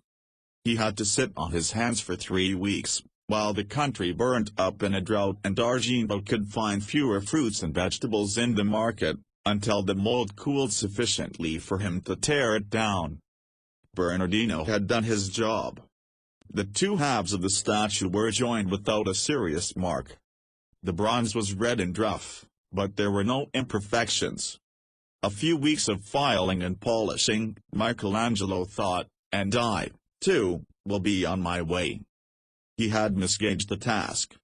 August, September, October went by. Water became almost unavailable at any price, while he and Argento went through the hateful manual labor, neither of them understanding the nature of bronze, their nostrils filled with the filings and scrapings, seemingly condemned to an eternity of cleaning up the tremendous statue. Finally in November the bronze was finished, rubbed down to a shiny dark tone. It was a full year since he had come to Bologna. Michelangelo went to Anton Maria to ask him for a final inspection and dismissal. The banker was delighted with the result. "You have surpassed the Holy Father's greatest hopes. I leave it in your dot." "You can't do that." "Why not?" "I have received an order from the Pope saying that you must install it properly on the facade of San Petronio. But my agreement says that I may leave it where I finish it. The Pope's latest order is the one to be obeyed." "Does the Holy Father say that I am to be paid?" "Number. Only that you are to install." No one quite knew why there were delays. The ledge was not yet finished, it had to be painted, the Christmas holidays were approaching, then the Epiphany. Argento decided to return to his brother's farm. As he bade Michelangelo goodbye there was a puzzled expression on his face. An artist is like a contadino, his chief harvest is trouble. He was not killing time, time was killing him. He rolled the full width of the Prato bed burning with marble fever, aching to have hammer and chisel in his hands, to be tearing through the white crystalline stone with the sweet acrid dust caking in his nostrils, his loins swollen and throbbing for Clarissa, longing to possess her, the two acts mystically co-joining in a continuous go. At last the crew came, after the middle of February, to move the statue under its protective cloth to the front of San Petronio. Bells rang all over the city. The statue was hoisted into the niche, over the Della portal. The whole city assembled in the Piazza Maggiore, listening to the fifes, trumpets and drums. At the hour which the astrologers had told Julius was propitious, 3 in the afternoon, the covering was removed from the statue. The crowd cheered, then fell to its knees and crossed itself. That evening there were fireworks in the square. Michelangelo, standing in his worn workman's shirt at the far end of the piazza, went unnoticed. Looking up at Julius in his niche, illuminated by shooting rockets, he felt nothing. Not even relief. He was dry, barren, used up, too exhausted from the long, senseless wait and waste to wonder if at long last he had bought his freedom.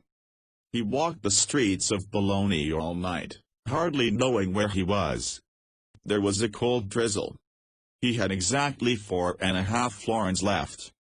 At dawn he knocked at Aldovrandi's door to bid his friend goodbye. Aldovrandy loaned him a horse, as he had 11 years before. Only a little way into the foothills the rain began to fall in torrents. It rained all the way into Florence, the horse's hooves slopping through the wet earth.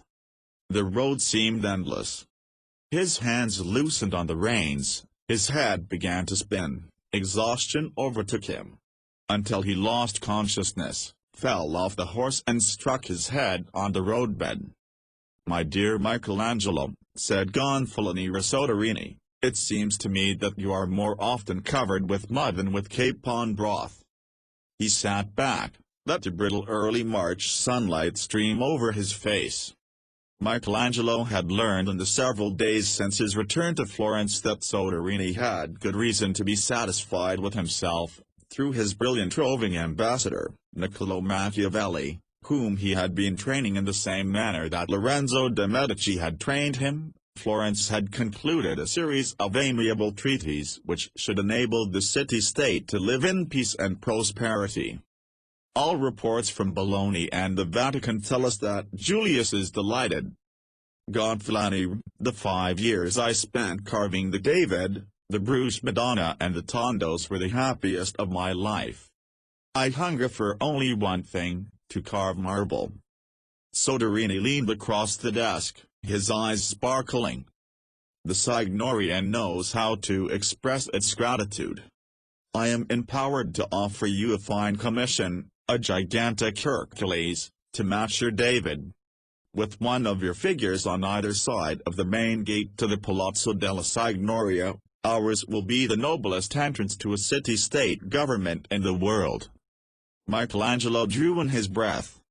A giant Hercules, representing all that was the strongest and finest of the classical culture of Greece. Il Magnifico had made Florence the Athens of the West. Here was an opportunity to establish the connecting link between Pericles and Lorenzo, to follow through his early experiments with the Hercules. He shook with excitement. Can I have my house back? And my studio to carve the Hercules in? It's rented now, but the lease expires soon. I will charge you 8 florins a month rental. When you begin carving the apostles, the house will become yours again. Michelangelo sat down, suddenly weak. This is where I will live and carve all the rest of my life. May God hear my words. Soderini asked anxiously. What about Rome, and the tomb marbles? I've written to Sangallo. He has made it clear to the Pope that I will go back to Rome only to revise my agreement and bring the marble columns back to Florence. I will work them all together, Moses, Hercules, Street, Matthew, the captives. His voice was full of the joy he felt inside himself. Soderini gazed over his wife's red geraniums to the roofs of Florence. It is not part of my job to interfere in family life, but the time has come for you to secure your freedom from your father.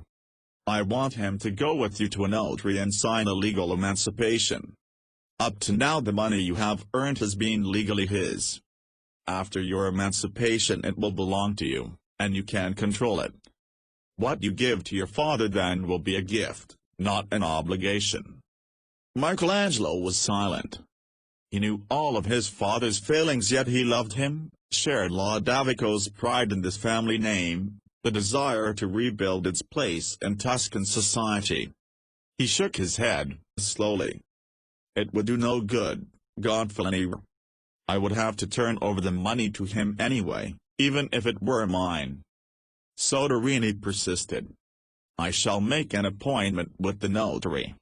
Now, about the marble for the Hercules. Could I select at Carrara? I will write to Caccarello, the quarry owner, telling him that you are to have the biggest and purest block ever quarried in the Apuan Alps. Lodovico was heartbroken at being obliged to appear before the notary, Ser Giovanni da Romina, for under Tuscan law an unmarried son became free only at the death of his father. There were tears in Lodovico's eyes as they walked home, past the ancient church of San Fiorenzo, and up the Via del Proconsolo. Michelangelo, you won't abandon us now? You promised Buonarroti and Giovansimo that you would set them up in a shop. We need to buy several more farms, to build our income. Because of a few lines on paper, Michelangelo's relationship with his father had been reversed. Now he was the one in authority, he could no longer be badgered or driven. Yet, glancing out of the corner of his eyes, he saw that 64-year-old Lodovico had aged 10 years in the 10-minute legal ceremony. His head was bowed, his shoulders hunched. I will always do everything in my power for the family, father. What else have I? My work and my family. He renewed his friendships at the Company of the Cauldron. Rosselli had died, Botticelli was too ill to attend, and so younger members had been elected, including Ridolfo Gerlanteio, Sebastiano da Sangallo, Franci Biggio, Jacopo Sansovino, Andrea del Sordo, a talented painter. He was delighted with Granicsite, who had completed 2 works that had absorbed him for several years, a Madonna with Infant Street, John, and Street. John the Evangelist at Patmos. Granicsite, you acknowledged scoundrel. These are glorious. The color is beautiful, the figure's fine. I always told you that you would become a great painter, if you worked at it. Granick's eye flashed. What do you say we have a party at the villa tonight? I'll invite the company. How is Vermiglia? Vermiglia? Married. To a clerk in Pistoia. She wanted to start a family. I gave her a dowry. I have a new girl, here redder than Tedesco's, plump as a partridge. He learned that Cantassina's lot was considerably better now, with the growing popularity and importance of Cardinal Giovanni in Rome. The Signoria had permitted the Ridolfi family to move up the hill to the main villa, far more commodious and comfortable. Cardinal Giovanni sent the supplies and money they needed. Cantassina was permitted to come into Florence whenever she wished, but not Ridolfi. She would have been permitted to join her brother in Rome, but since Ridolfi was still an avowed enemy of the Republic, the Signoria was not willing to let him out of its earshot. She caught him flat-footedly gazing at his David. It is still good? You have not worn out your pleasure in it? He whirled as the sound of her voice, found himself gazing into the piercing brown eyes that had always been able to stab through his thoughts. She had high color in her cheeks from the walk in the brisk March air, her figure had filled out, she was growing a little matronly. Cantassina. How well you look. It is good to see you. How was Bologna? Dante's Inferno. All of it? Though her question was innocently asked, he flushed to the curls brushed down over his square brow. What was her name? Clarissa. Why did you leave her? She left me. Why didn't you follow? I had no carriage. Then you have known love, some portion of it? She asked seriously. In full measure. Tears flooded her eyes. Permit me to envy you, she whispered, and was gone, walking quickly out of the piazza before he could follow her. Gonfaloni Soderini advanced him 200 florins against future work. He went to see young Lorenzo Stroi, whom he had known since his family bought the Hercules. Lorenzo Stroi had married Lucrezia Rucellai, daughter of Il Magnifico's sister Nannina, and of Michelangelo's cousin, Bernardo Rucellai. Michelangelo asked Stroi if he could invest a modest sum in his brothers' names, so that they might begin to share in the profits of the shop. If the arrangement works well, Messer Stroi, I could keep building the fund as I accumulate money, so that my brothers will earn more. That will be agreeable to my family, Buonarrotti. And if at any time you wish your brothers to open an independent shop, we will provide them with the wool from our looms in Prato. He walked to the Duomo workyard, was raucously welcomed by Bepi and his stone hewers. Only Loppo turned away. You want me to build another shop for you? Bepi cackled toothlessly. Not yet, Bepi, not until I go to Carrara and find a block for the Hercules. But if you would help me move the street, Matthew, so I won't be in your way. He had chosen Street Matthew because his was the first gospel in the New Testament, and because Matthew had not met a violent end. His early sketches of Matthew had envisaged him as a tranquil scholar, book in one hand, chin held reflectively in the other. Though he had broken into the front wall of the block, uncertainty had kept him from probing further. Now he understood why. He could find no historical Matthew. His was not the first gospel written, for he had absorbed much of Mark. He was said to have been close to Jesus, yet he had not written his gospel until 50 to 70 years after Christ's death. He took his problem to Prior Bicciolini. The prior's deep blue eyes had grown larger behind his magnifying lenses as his face shrank with age. Everything about Street Matthew is disputed, he murmured in the quiet library. Was he Levi, a tax collector in the service of Herod Antipas? Perhaps, perhaps not. The sole reference to him outside the New Testament is in Greek, and in error, It says that Matthew composed the oracles in the Hebrew language. But they were written in Greek, for Greek-speaking Jews, to prove to them that Jesus was several times predicted in the Old Testament. What am I to do, Father? You must create your own Matthew, even as you created your own David and Peter. Walk away from the books, the wisdom lies in you. Whatever you carve about Matthew will be the truth. Michelangelo smiled as he shook his head up and down. Father, your words are kind, no one has ever had so much faith in me. He started over again, searching for a Matthew who would symbolize man in his tortuous quest for God. Could he carve Matthew in an upward spiraling movement, trying to break his way out of the marble block, even as man had struggled to release himself from the stone mountain of polytheism in which he had lain enchained? He designed Matthew's left knee to push forcibly against the stone, as though striving to release the torso from its imprisoning cowl, arms held close, head twisted agonizingly away from the body, searching for a way of escape. At last he was back in the column, feeling whole again, and a master, the fierceness of his joy sending the chisel through the block like lightning through cumulus clouds.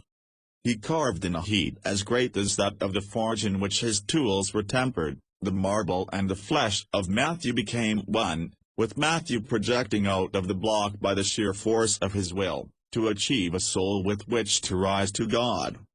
Did not every man strive to emerge from the womb to achieve immortality?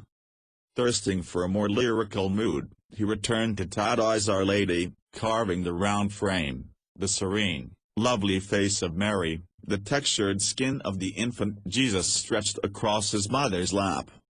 Then came word from Pope Julius that Florence was to celebrate a jubilee of guilt and punishment in order to raise funds with which to build the new street.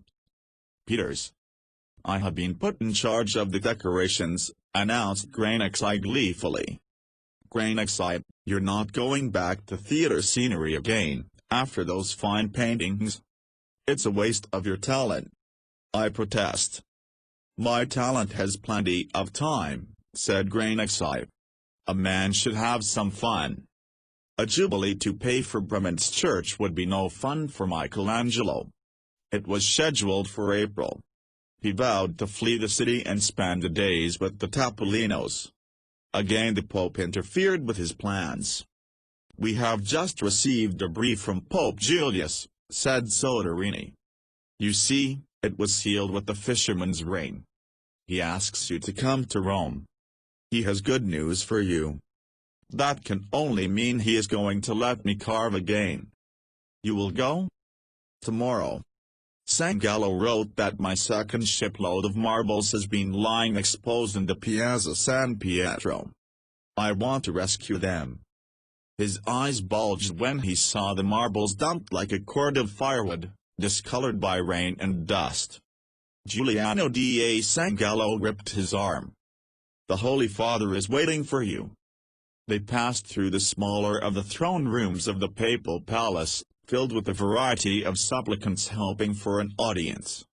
Once in the large throne room, he advanced toward the throne, bowing to Cardinal Giovanni de' Medici, nodding formally to Cardinal Riario.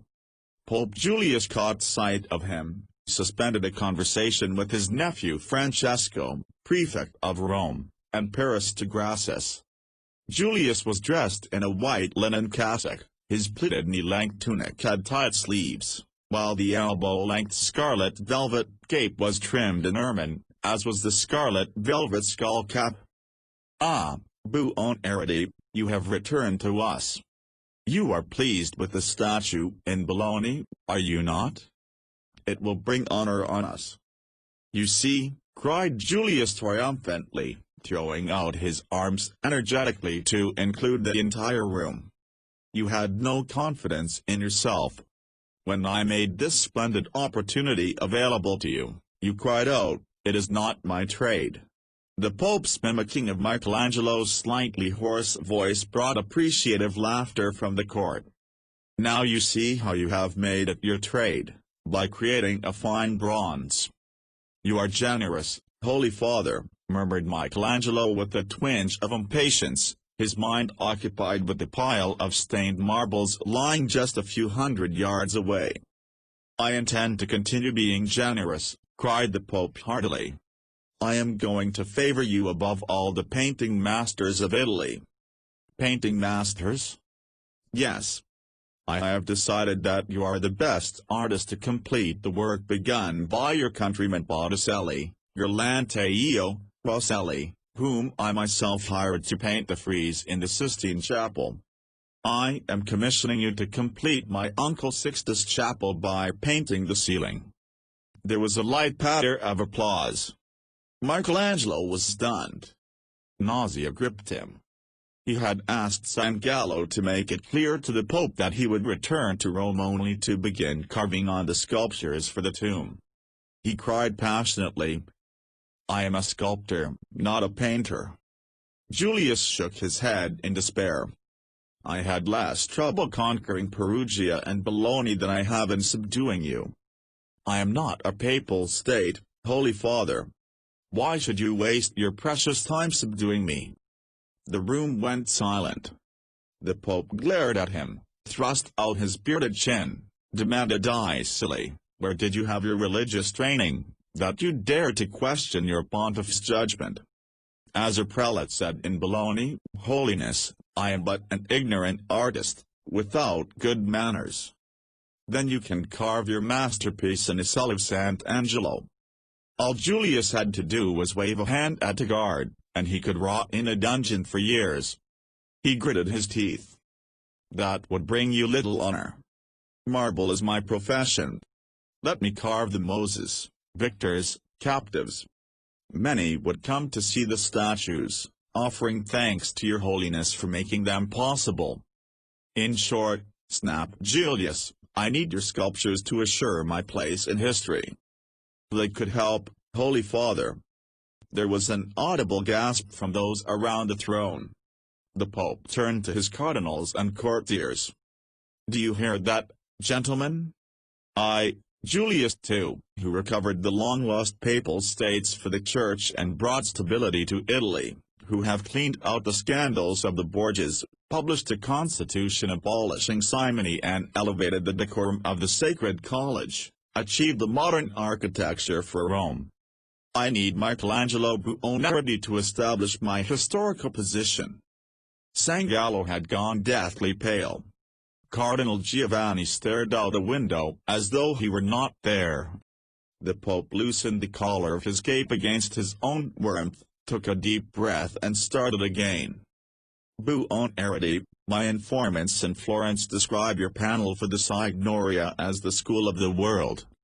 "Holiness," interrupted Michelangelo, cursing himself for his envy of Leonardo that had led him into this trap, "it was an accident, something that could never be repeated. The great hall needed an accompanying fresco for the other half of the wall. It was a diversion."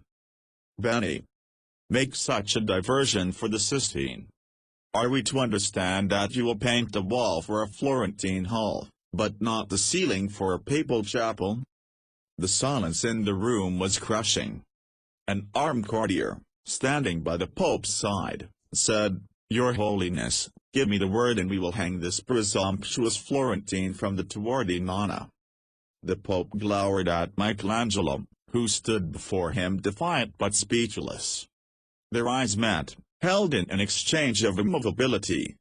Then a wisp of a smile drifted across the pontiff's face, was reflected in the tiny amber sparkle of Michelangelo's eyes, the barest twitching of his lips. "This presumptuous Florentine, as you call him," said the Pope, "was described 10 years ago by Jacopo Galli as the best sculpture master in Italy. So he is. If I had wanted him fed to the ravens I would have done so long ago." He turned back to Michelangelo, said in the tone of an exasperated but fond father, "Buonarrotti, you will paint the 12 apostles on the ceiling of the Sistine, and decorate the vault with customary designs. For this we will pay you 3,000 large gold ducats. We shall also be pleased to pay the expenses and wages of any 5 assistants you may choose. When the Sistine vault is completed, you have your pontiff's promise that you shall return to the carving of the marbles. My son, you are dismissed." What further word could he say? He had been proclaimed supreme among his country's artists, made a promise that he would resume work on the tomb. Where could he flee? To Florence? To have Gonfaloni Soderini cry out, "We cannot go to war with the Vatican because of you." To Spain, Portugal, Germany, England. The Pope's power reached everywhere. The Pope demanded much, but a lesser pontiff might well have excommunicated him. And if he had refused to come back to Rome? He had tried that too, for a barren 7 months in Florence. There was nothing to do but submit. He kneeled, kissed the Pope's ring. "It shall be as the Holy Father desires." Later, he stood by the front entrance of the Sistine Chapel, his mind aswhirl with revulsion and self-incrimination. San Gallo was just behind him, his face haggard, looking as though he had been whipped. "I did this to you. I persuaded the Pope to build himself a triumphal tomb, and to call you here to sculpture it. All you have had is grief. You tried to help me. I could not have controlled the Pope. But I could have been more realistic about Vermont. Come to grips with his charm, his talent.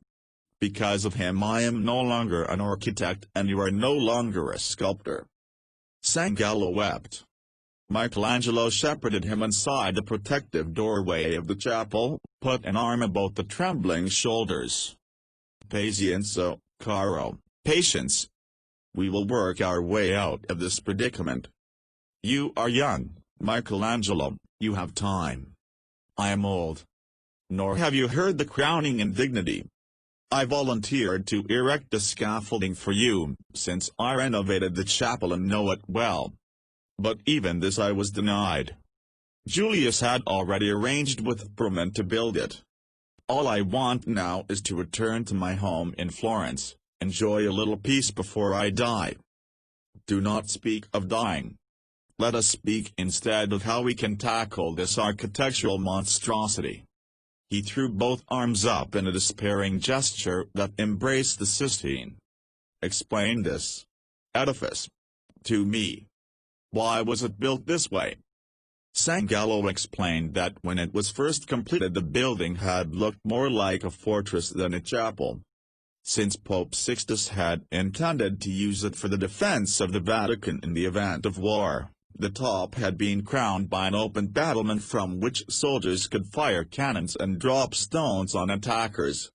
When the neighboring Sant'Angelo had been strengthened as a fortress that could be reached by a high-walled passageway from the papal palace, Julius had ordered San Gallo to extend the Sistine roof to cover the crenellated parapet.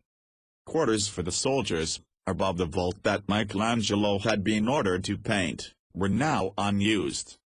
Strong sunlight was streaming in from 3 tall windows, lighting the glorious frescoes of Botticelli and Rosselli opposite, shooting strong beams of light across the variegated marble floor. The side walls, 133 feet long, were divided into 3 zones on their way up to the burial vault. 68 feet above, the lowest area was covered by tapestries. The frieze of frescoes filled the second and middle area. Above these frescoes was a cornice or horizontal molding, projecting a couple of feet out from the wall. In the topmost third wall area were spaced the windows, on either side of them portraits of the popes. Taking a deep breath, he craned his neck and looked up the more than 60 feet into the air at the ceiling itself, painted a light blue and studded with golden stars, the enormous area he was to fill with decorations. Arising out of the third level of the wall and going up into the curved vault were pendentives, which in turn were based on pilasters, column-like piers buried in the third tier. These pendentives, 5 on each wall and 1 at either end, constituted the open areas on which he was to paint the 12 apostles. Above each window was a semicircular lunette, outlined in sepia, The outer borders of the pendentives formed triangular spandrels, also colored in sepia. The motive for the commission now became crushingly clear to him. It was not to put magnificent paintings on the ceiling that would complement the earlier frescoes, but rather to mask the structural supports which made the harsh transition from the top third of the wall into the barrel vault. His apostles were not to be created for themselves but rather to capture the gaze of people on this floor so that their attention would be diverted from the ungainly architectural divisions. As an artist he had become not merely a decorator but an obliterator of other men's clumsiness. He returned to St. Gallo's, spent the rest of the day writing letters to Argento, urging him to hurry to Rome, to Granexi, pleading with him to come to Rome and organize a bottega for him, to the Topolinos, asking if they knew of a stone hewer who might like to come and help him mask the marble columns. In the morning a groom arrived from the Pope, informing him that the house where his earlier marbles had lain these 2 years was still available to him. He went to the Guffati stone yard, hired the family to haul the marbles from the Piazza San Pietro to the house. Several of the smaller blocks had been stolen. He could not find Cosimo, the carpenter. The neighbors thought he had died in Santo Spirito Hospital, but that afternoon freckle-faced Piero Rosselli lurched in, laden with bundles, to cook his Livorno fish stew. While the caccioco simmered in its oregano, Michelangelo and Rosselli examined the house, which had been unoccupied since Michelangelo abandoned it in haste 2 years before. The kitchen was of unpainted brick, small, but comfortable enough for cooking and eating. What had formerly been the family room could be converted into a tolerable workshop. The covered porch would hold all the marbles if they were carefully stacked, and the 2 unpainted brick bedrooms would sleep the bottega. In May he signed his contract for the Sistine Chapel, was given 500 large gold ducats from the papal purse. He paid his long overdue debt to Balducci, returned to the furniture dealer in Trastevere to buy pieces that looked startlingly like the ones Balducci had sold back to the dealer 8 years before. He hired a young Roman boy to take of the house. The lad cheated on the market bills, so he let him go. The second boy stole several ducats out of Michelangelo's purse before he was caught. Granexi arrived at the end of the week. He had stopped off at a barber's to have his blonde hair cut. He had already found the elegant men's shops on the Piazza Navona and brought to Michelangelo's house a new outfit of black trunk hose, a shirt, gold-embroidered hip-length cloak and a small ribbed cap, worn on the side of the head. "I never was so glad to see anybody in my life," cried Michelangelo. "You must help me draw up a list of assistants." "Not so fast," said Granexi, his light blue eyes dancing. "This is my first trip to Rome. I want to see the sights. Tomorrow I'll take you to the Colosseum, Baths of Caracalla, the Capitoline Hill. All in good time. But tonight I want to visit the fashionable taverns I've heard about. What would I know of such things? I'm a workingman. But if you're serious, I'll ask Balducci. I'm always serious about my pleasures." Michelangelo drew 2 chairs up to the Chican table. "I'd like to assemble the painters we worked with at your Lanteiois, Bagardini, Tedesco, Caico, Baldini, Jacopo. Bagardini will come.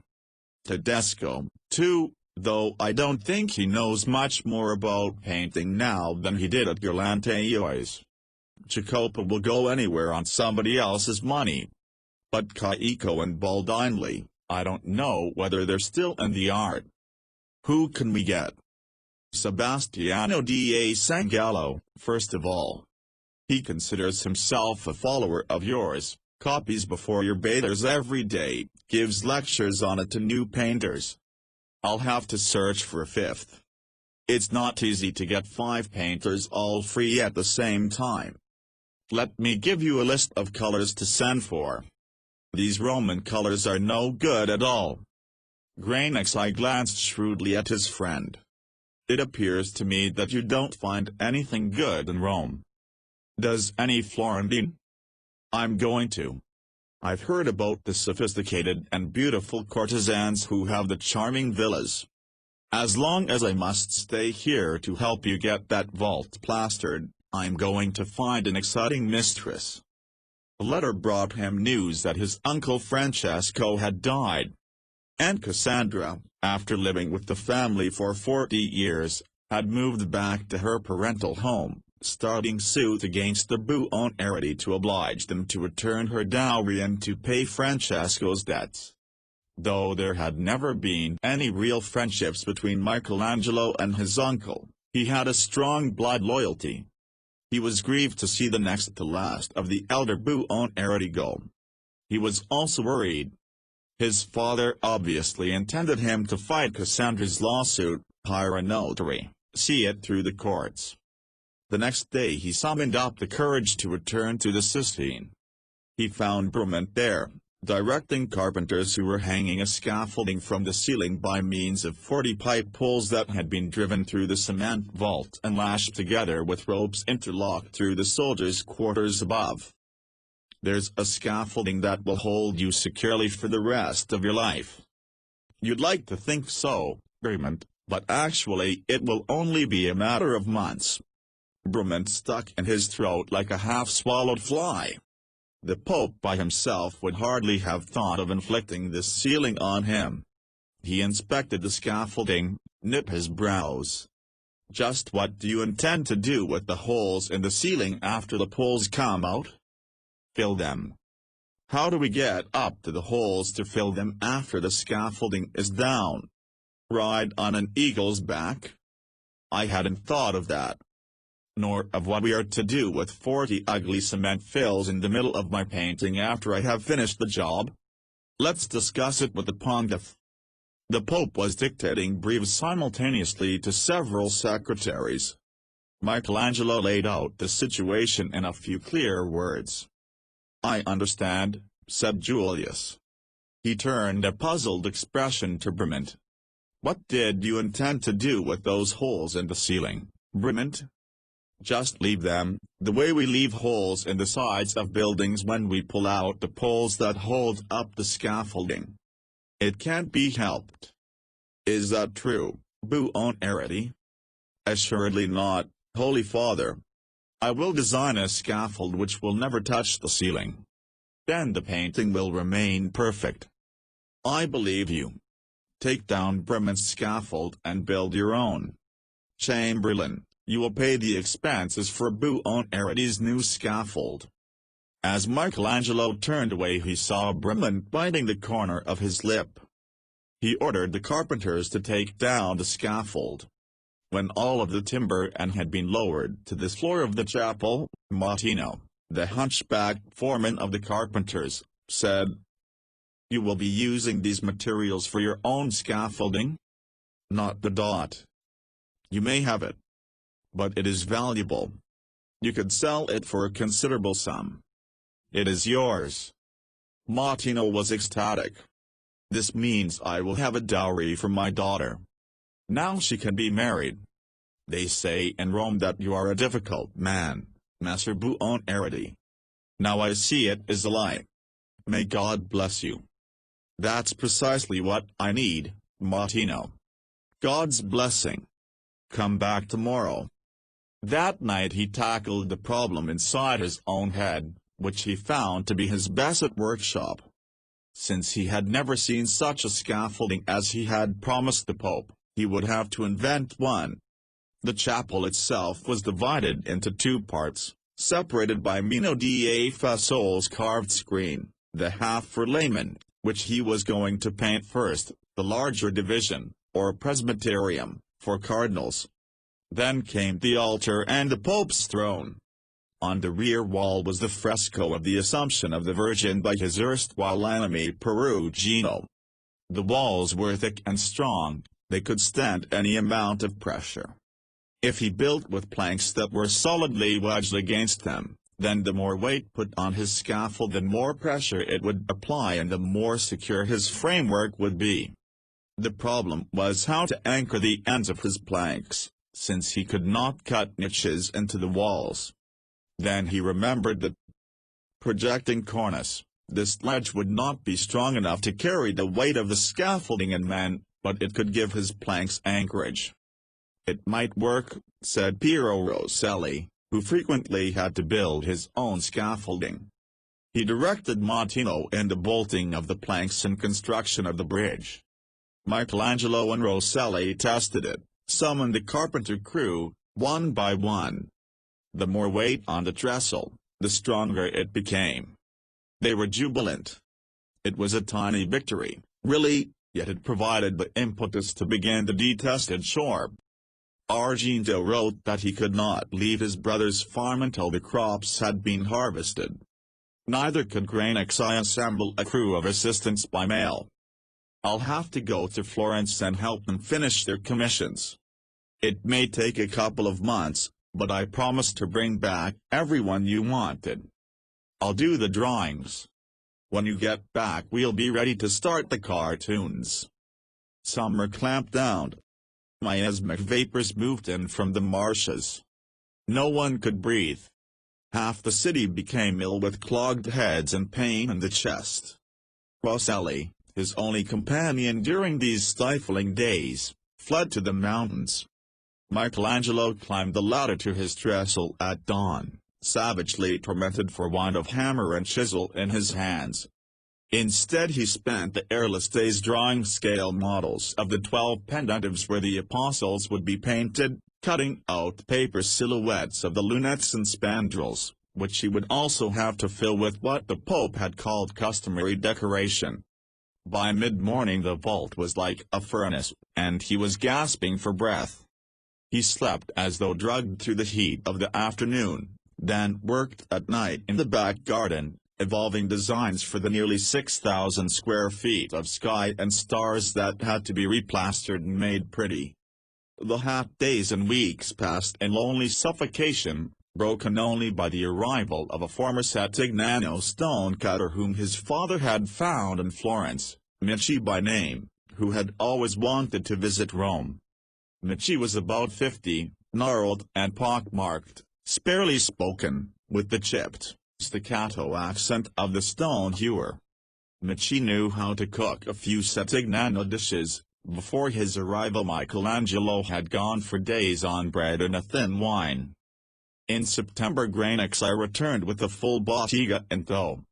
Michelangelo was amused by how much the former apprentices had aged. Jacopo was still slim, wiry, with darting black eyes to match the remnants of oily dark hair, and deeply etched laugh wrinkles. Tedesco, sporting a bushy beard several degrees more carroty than his hair, had become thick-set, with a ponderous manner that made him the natural butt for Jacopo's jokes. Bagardini, still moon-faced and round-eyed, showed a center patch of baldness that resembled a tonsure. Sebastiano da Sangallo, newcomer of the group, had developed a serious mien since Michelangelo had last seen him, which earned him the nickname of Aristotle. He wore luxuriant oriental mustaches which he grew in honor of his uncle Giuliano. Donino, the only stranger to Michelangelo, had been brought by Granexi because he's a good draftsman, the best of the lot. He was 42, looked like a hawk with a high-bridged thin nose and a long face with negligible slits for eyes and mouth. That evening, after Granexi had made sure that his mistress, whom he had supported over the summer, was still waiting for him, the new bottega held a party. Granexi ordered in flagons of white Frascati wine and a dozen trays of food from the Trattoria Toscana. After 3 long pulls on the Frascati flagon, Jacopo told the story of the young man who went each evening to the baptistry in Florence and prayed aloud for St. John to tell him about his wife's behavior and his son's future. "I hid behind the altar and called out, 'Your wife's a bawd, and your son will be hanged.' Do you know what he replied? 'You naughty St. John, you always did tell lies. That's why they cut your head off.' When the laughter subsided, Buonarroti insisted on drawing Michelangelo's face. When he had finished, Michelangelo exclaimed, "Buonarroti, you still have one of my eyes in my temple." Next they played the drawing game on Donino, letting him win so that he would have to buy the next day's dinner. Michelangelo bought a second large bed in Trastevere. He, Buonarroti and Sangallo slept in the room off the workshop, while Jacopo, Tedesco and Donino slept in the room down the hall. Buonarroti and Sangallo went out to buy sawhorses and planks, set up a work table in the center of the room long enough for all 6 of them. At 10 o'clock Ecstasy arrived. Jacopo cried, "Careful, everybody, don't let Ecstasy pick up anything heavier than charcoal, or he'll collapse in a heap." Officially baptized by this buffoonery, the studio set to work in earnest. Michelangelo laid out on the table before them the scale drawings of the ceiling. The large pendentives at either end of the chapel he reserved for St. Peter and St. Paul. In the 5 smaller pendentives on one side would be Matthew, John and Andrew, Bartholomew and James the Great. On the opposite wall James the Less, Judas called Thaddeus, Philip, Simon and Thomas. He sketched one complete apostle, sitting on a high-backed throne, pilasters on either side. Above were winged caryatids on shaped volutes, with medallions in square fields and scroll-like ornaments. By the first week in October the house had fallen into chaos, for no one thought to make a bed, wash a dish or sweep a floor.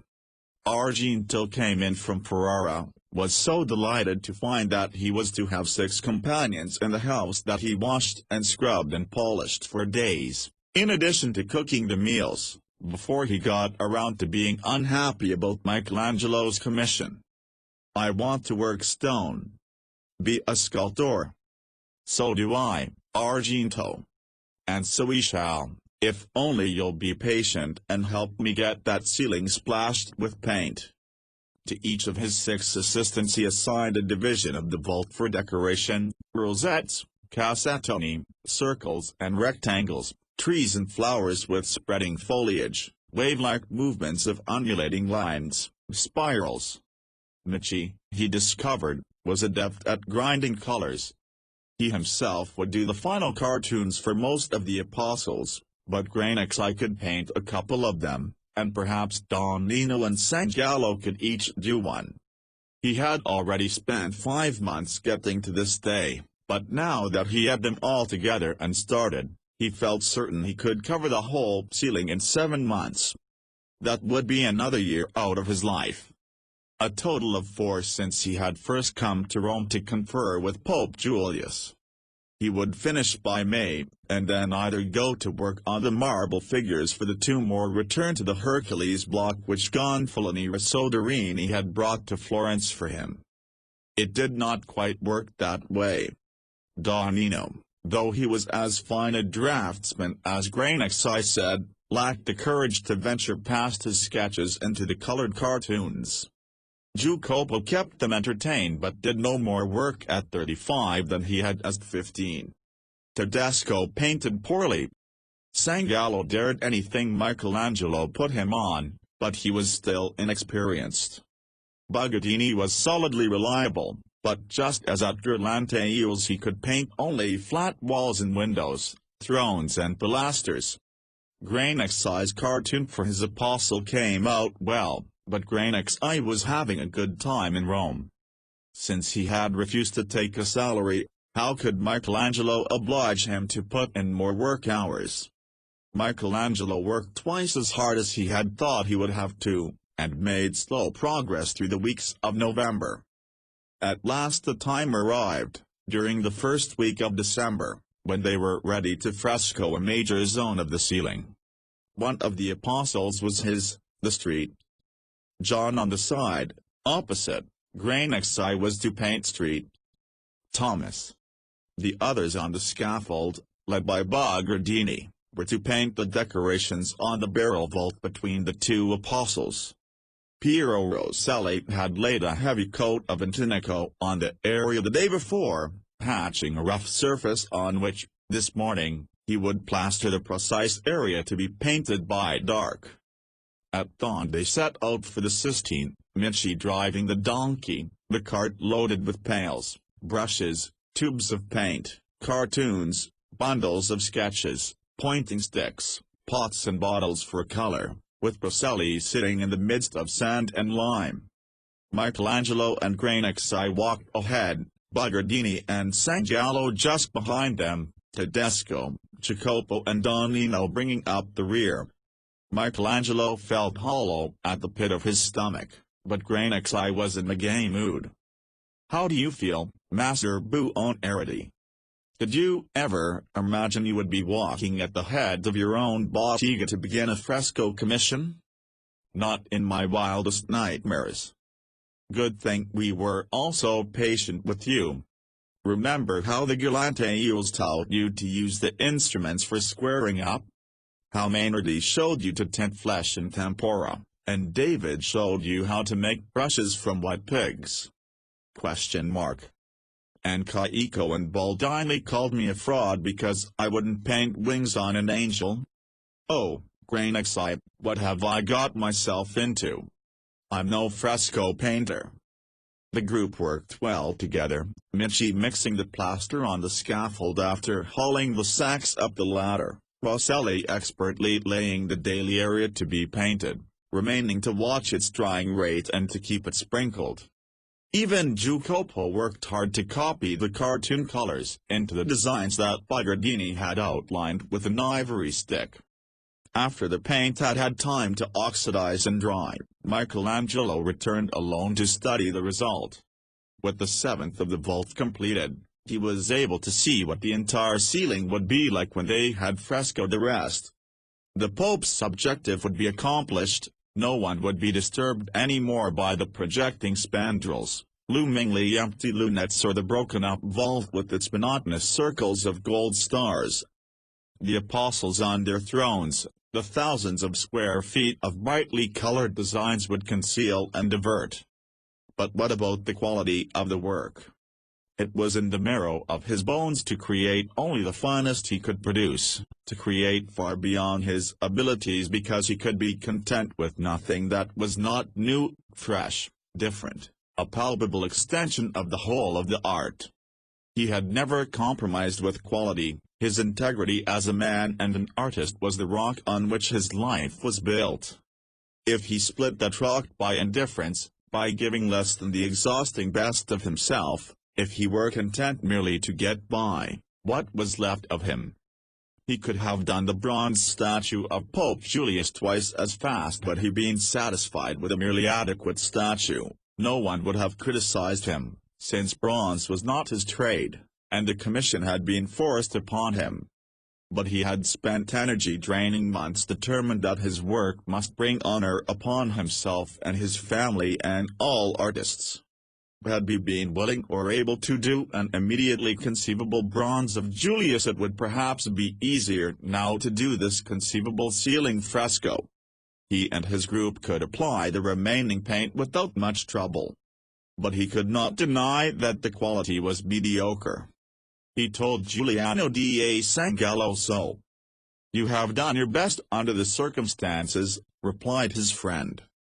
Michelangelo paced the San Gallo drawing room, hugging his arms about him, perturbed. "I'm a long way from convinced of that. No one will blame you. The Pope gave you a job, and you did as you were told. Who could do otherwise? Me. If I walk away from the ceiling as it is, I'll despise myself. Why must you take things so hard? If there is one thing I know for sure, it's that, when I hold a hammer and chisel in my hands and start that go, I need my full assurance that I can do no wrong. I need my complete self-respect. Once let me know that I can be content with inferior work." There was agony in his voice, a pleading with San Gallo to affirm this concept. "And, as an artist, I'm through." He kept the bottega busy designing the cartoons for the next area of the ceiling. He said nothing of his dilemma. Yet a crisis was impending. He could not take the studio up to the top of the scaffold and cover another area with paint which he knew would not remain. They were only 10 days away from blowing up the next cartoons to full size. He would have to reach a decision. He was temporarily spared by the advent of Christmas. The Rome celebrations, starting considerably in advance, gave him a reason to suspend work without revealing the turmoil going on within him. The studio was overjoyed as the vacation. He received a note from Cardinal Giovanni. Would Michelangelo join them for dinner on Christmas Day? This was the first word he had heard from Giovanni since his monumental battle with the Pope. He bought himself a handsome brown woolen shirt, the first in several years, a pair of matching hose and a cloak of beige camlet that lightened the color of his amber eyes. He went to Mass at San Lorenzo in Daniaso, where his Christmas spirit was shattered at seeing the church so forlorn now that it was stripped of its glorious stone columns. A groom with Florentine lilies embroidered on his livery admitted him to Cardinal Giovanni's palace on the Via Ripetta. As he passed through the spacious entrance hall with its majestic stairway, and then a drawing room and music room, he was able to perceive how greatly Cardinal Giovanni had profited from his benefices. There were new paintings on the walls, ancient sculptures from Asia Minor on pedestals, cabinets of antique coins, carved gems.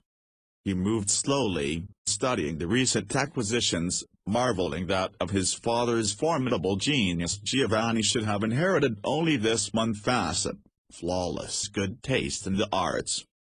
He came up sharp at the entrance to the smaller of the drawing rooms. There, sitting before a log fire, her hands extended to the flames, and high color in her alabaster cheeks, sat Contessina. She looked up. Michelangelo. Contessina. Come da. Don Caimel. As the Settignano stonecutter says. I don't have to ask how you are.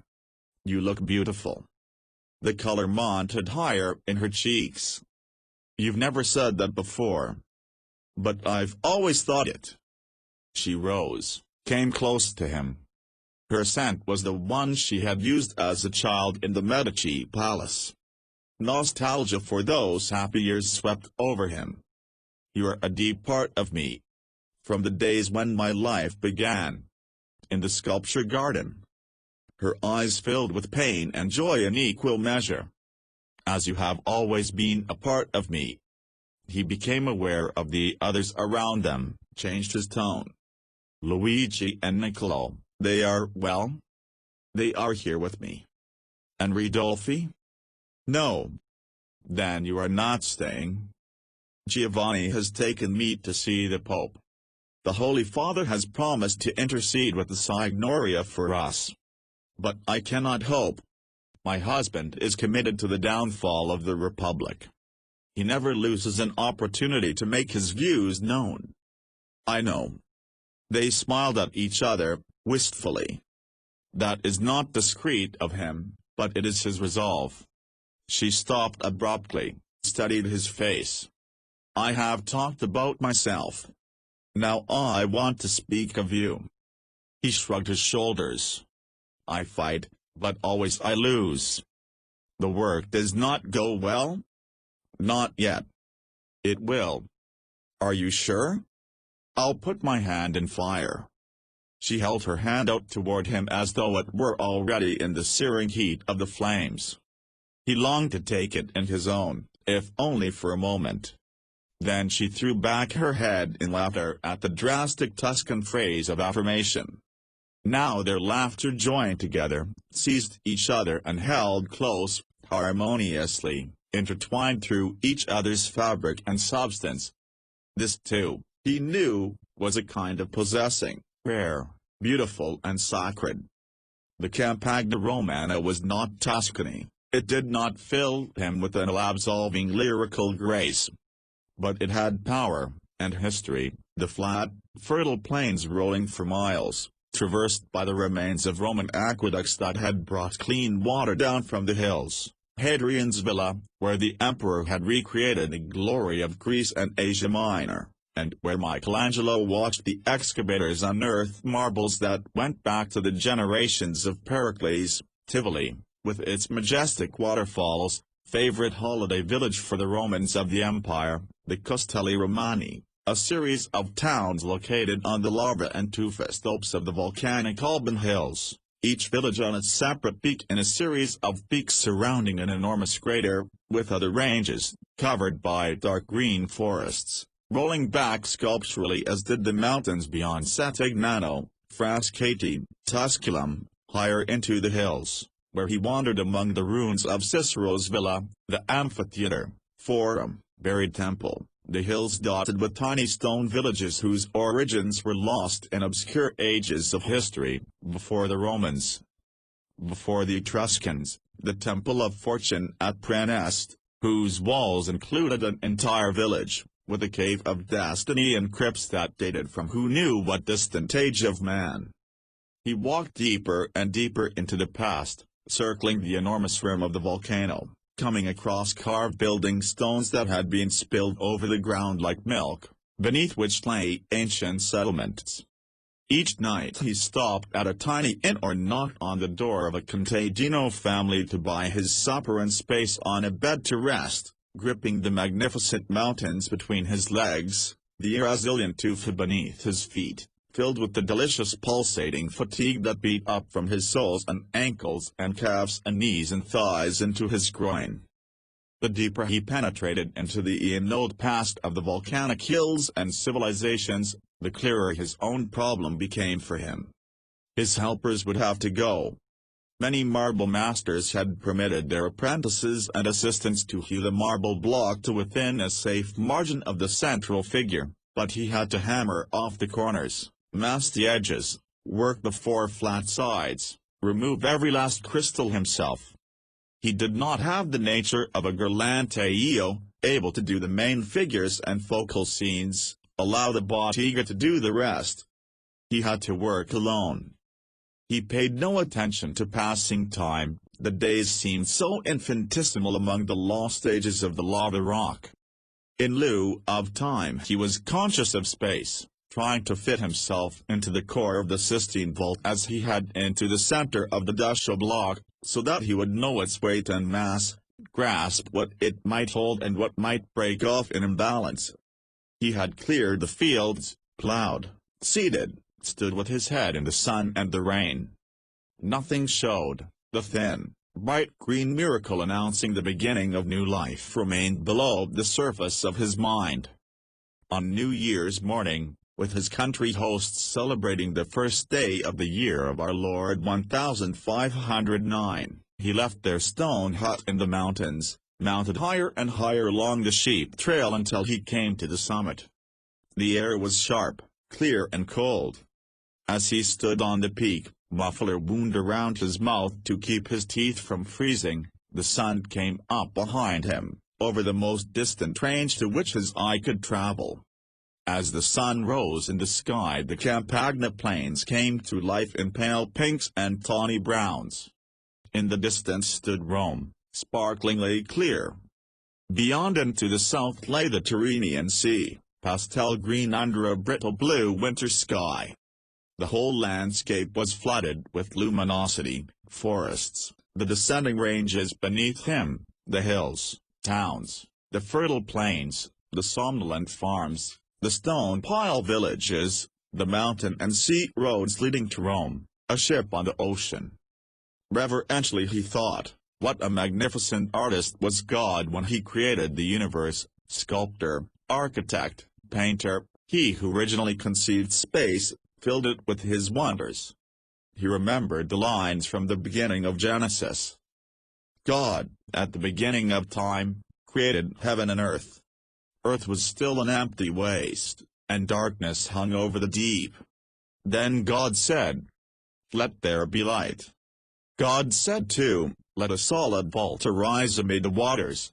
A vault by which God would separate the waters which were beneath it from the waters above it. This vault God called the sky vault. God too had been faced with the need to create within a vault. And what had he created?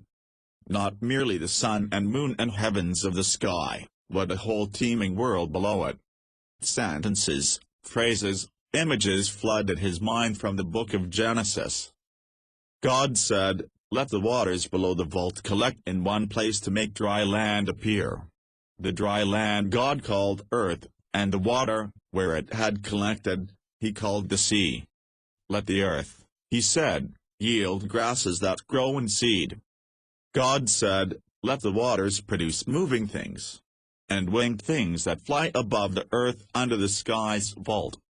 And God said, "Let us make man, wearing our own image and likeness. Let us put him in command of the fishes in the sea, and all that flies through the air, and the cattle in the whole earth, and all the creeping things that move on earth." So God made man in his own image, made him in the image of God. Man and woman both, he created them. And Michelangelo knew, just as clearly as he had known anything in his life, that nothing would suffice for his vault but Genesis itself, a recreation of the universe. What nobler work of art could there be than God's creating of the sun and moon, the water and the earth, the evolving of man, of woman? He would create the world in that Sistine ceiling as though it were being created for the first time. There was a theme to conquer that vault. The only one that could so overwhelm it that all of its ugliness and clumsy architecture would vanish as though it never existed, and in its place would come the glory of God's architecture. He asked Chamberlain Accurcio if he might see the Pope alone for a few moments. The Chamberlain arranged the meeting for late in the afternoon. Julius was sitting quietly in the small throne room with just one secretary remaining, dictating a letter to Venice, the Vatican's strongest opponent in Italy. Michelangelo kneeled. "Holy Father, I have come to speak to you about the Sistine vault." "Yes, my son." "I had no sooner painted one section than I realized it would turn out meanly." "Why so?" "Because the placing of the apostles alone will have but a poor effect. They occupy too small an area of the total ceiling and become lost. But there are other decorations. I have begun these decorations, as you instructed me. They make the apostles seem poorer than ever. This is your best judgment, that at the end we will emerge with a poor effect?" "I have given the matter a great deal of thought, and that is my honest opinion. No matter how well this ceiling may be painted under the original plan, it can bring little honor to either of us. When you speak quietly this way, Buonarotti, I hear truth in you. I can also tell that you have not come to ask permission to abandon the work." "No, Holy Father. I have a composition that will cover the entire vault with glory. I have confidence in you, and so I shall not ask the nature of your design. But I shall come often to the chapel to watch your progress. You are involving yourself in 3 times as much work. Or 5 or 6. The Pope stirred on his throne, rose, paced up and down the room, then came to a halt before Michelangelo. "You are a strange one, Buonarotti. You screamed that fresco was not your profession, and almost knocked me down in your rage. Yet now, 8 months later, you come back with a plan that will entail infinitely more time and labor. How is one to understand you?" "I don't know," replied Michelangelo ruefully. "I hardly understand myself. I only know that since I must paint that vault I cannot bring you something mediocre, even if it is all you have asked for." Julius shook his white-haired, white-bearded head in amused puzzlement. Then he put his hand on Michelangelo's head, blessed him. "Paint your ceiling as you will. We cannot pay you 5 or 6 times the original 3,000 ducats, but we will double it to 6,000. His next task was more delicate and more difficult. He had to tell Granicsai that the bottega was finished, that the assistants would have to go home. He took him step by step along the tortuous trail. "I will keep Medici to grind the colors, and Rosselli will lay the wet plaster. The rest I simply must do by myself." Ecstasy was staggered. "I never really thought that you could manage a studio as brilliant as you did. But you wanted to try, and so I helped you. But working alone on top of that scaffolding to recreate the story of Genesis will take you 40 years. No, closer to 4. Ecstasy put his arms about his friend's shoulders, quoted softly, "If a lion or a bear came and carried off one of my rams, I would snatch the prey from their jaws. Did they threaten me, I would catch them by the throat and strangle them. As an artist, you have David's courage. I am also a coward. I can't bear to tell the others. Would you do it for me?" He returned to the Sistine to look at the vault with sharper eyes. The architectural structure did not accommodate his new vision. He needed a new vault, a completely different ceiling which would appear to have been constructed solely for the purpose of showing his frescoes to their best advantage. But he knew better than to return to the Pope and ask for 1,000,000 ducats to tear down brick, plaster, soldiers' rooms above, solid roof beyond. Serving as his own architect, he would have to rebuild that tremendous vault with the sole material available to him: paint.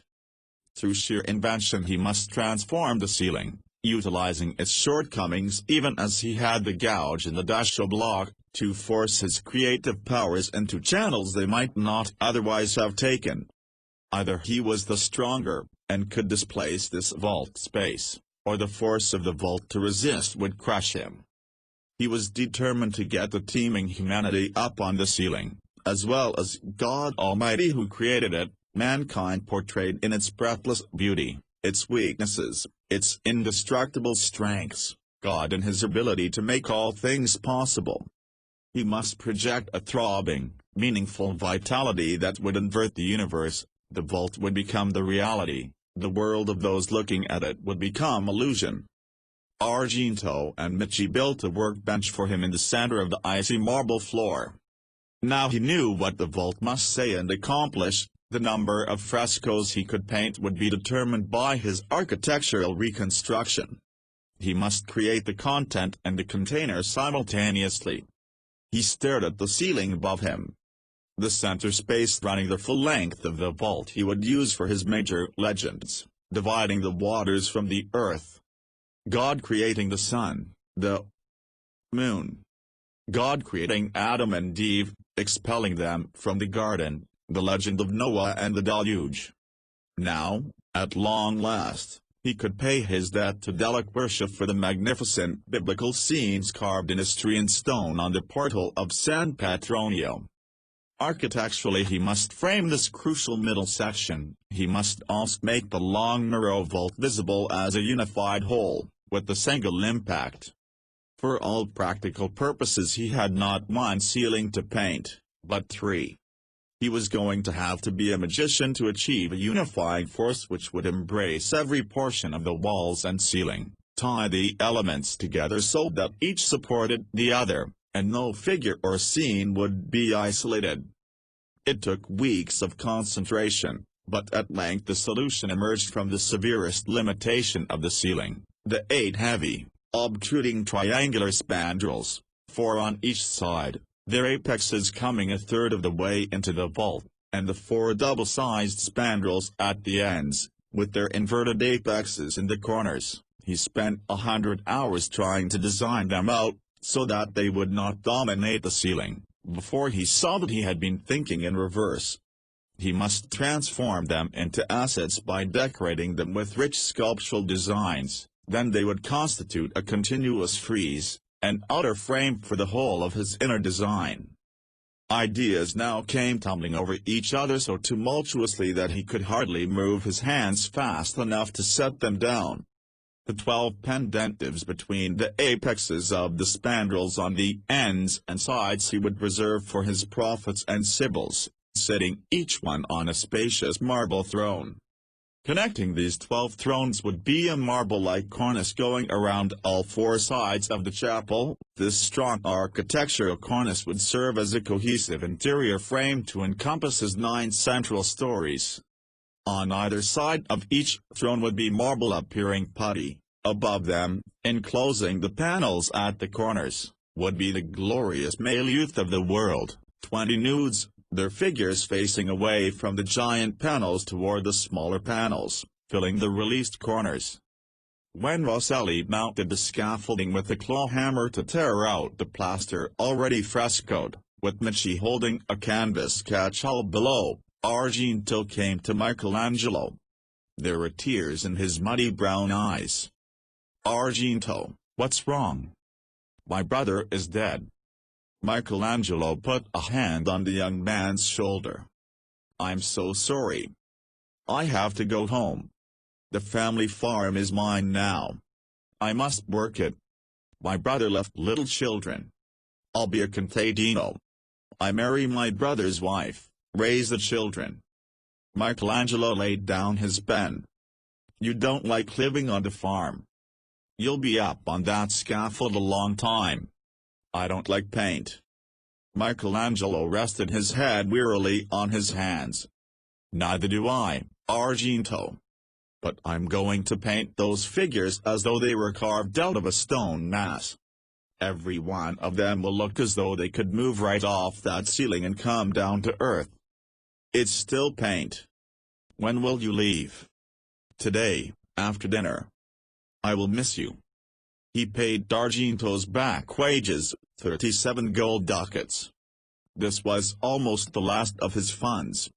He had received no money from the Pope since May. 9 months before, he had bought his furniture and paints, plastered a section of the ceiling and frescoed it, paid the wages and travel expenses of Jacopo, Tedesco, Sangallo, Donino, Bigardini, fed them for 4 months. He could not even consider asking the Pope for more funds until he had an important section of the ceiling finished. Yet how could he paint even one complete panel until he had designed the entire vault? That meant months of drawing before he could start his first fresco. And now, just when he would become most involved, there would be no one to cook a meal, sweep a floor or wash a shirt.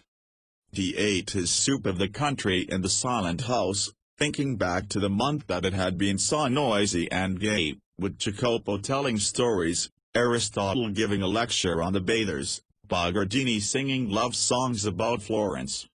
It would be quiet here now, but it would be lonelier still, all alone on the scaffolding in the barren chapel.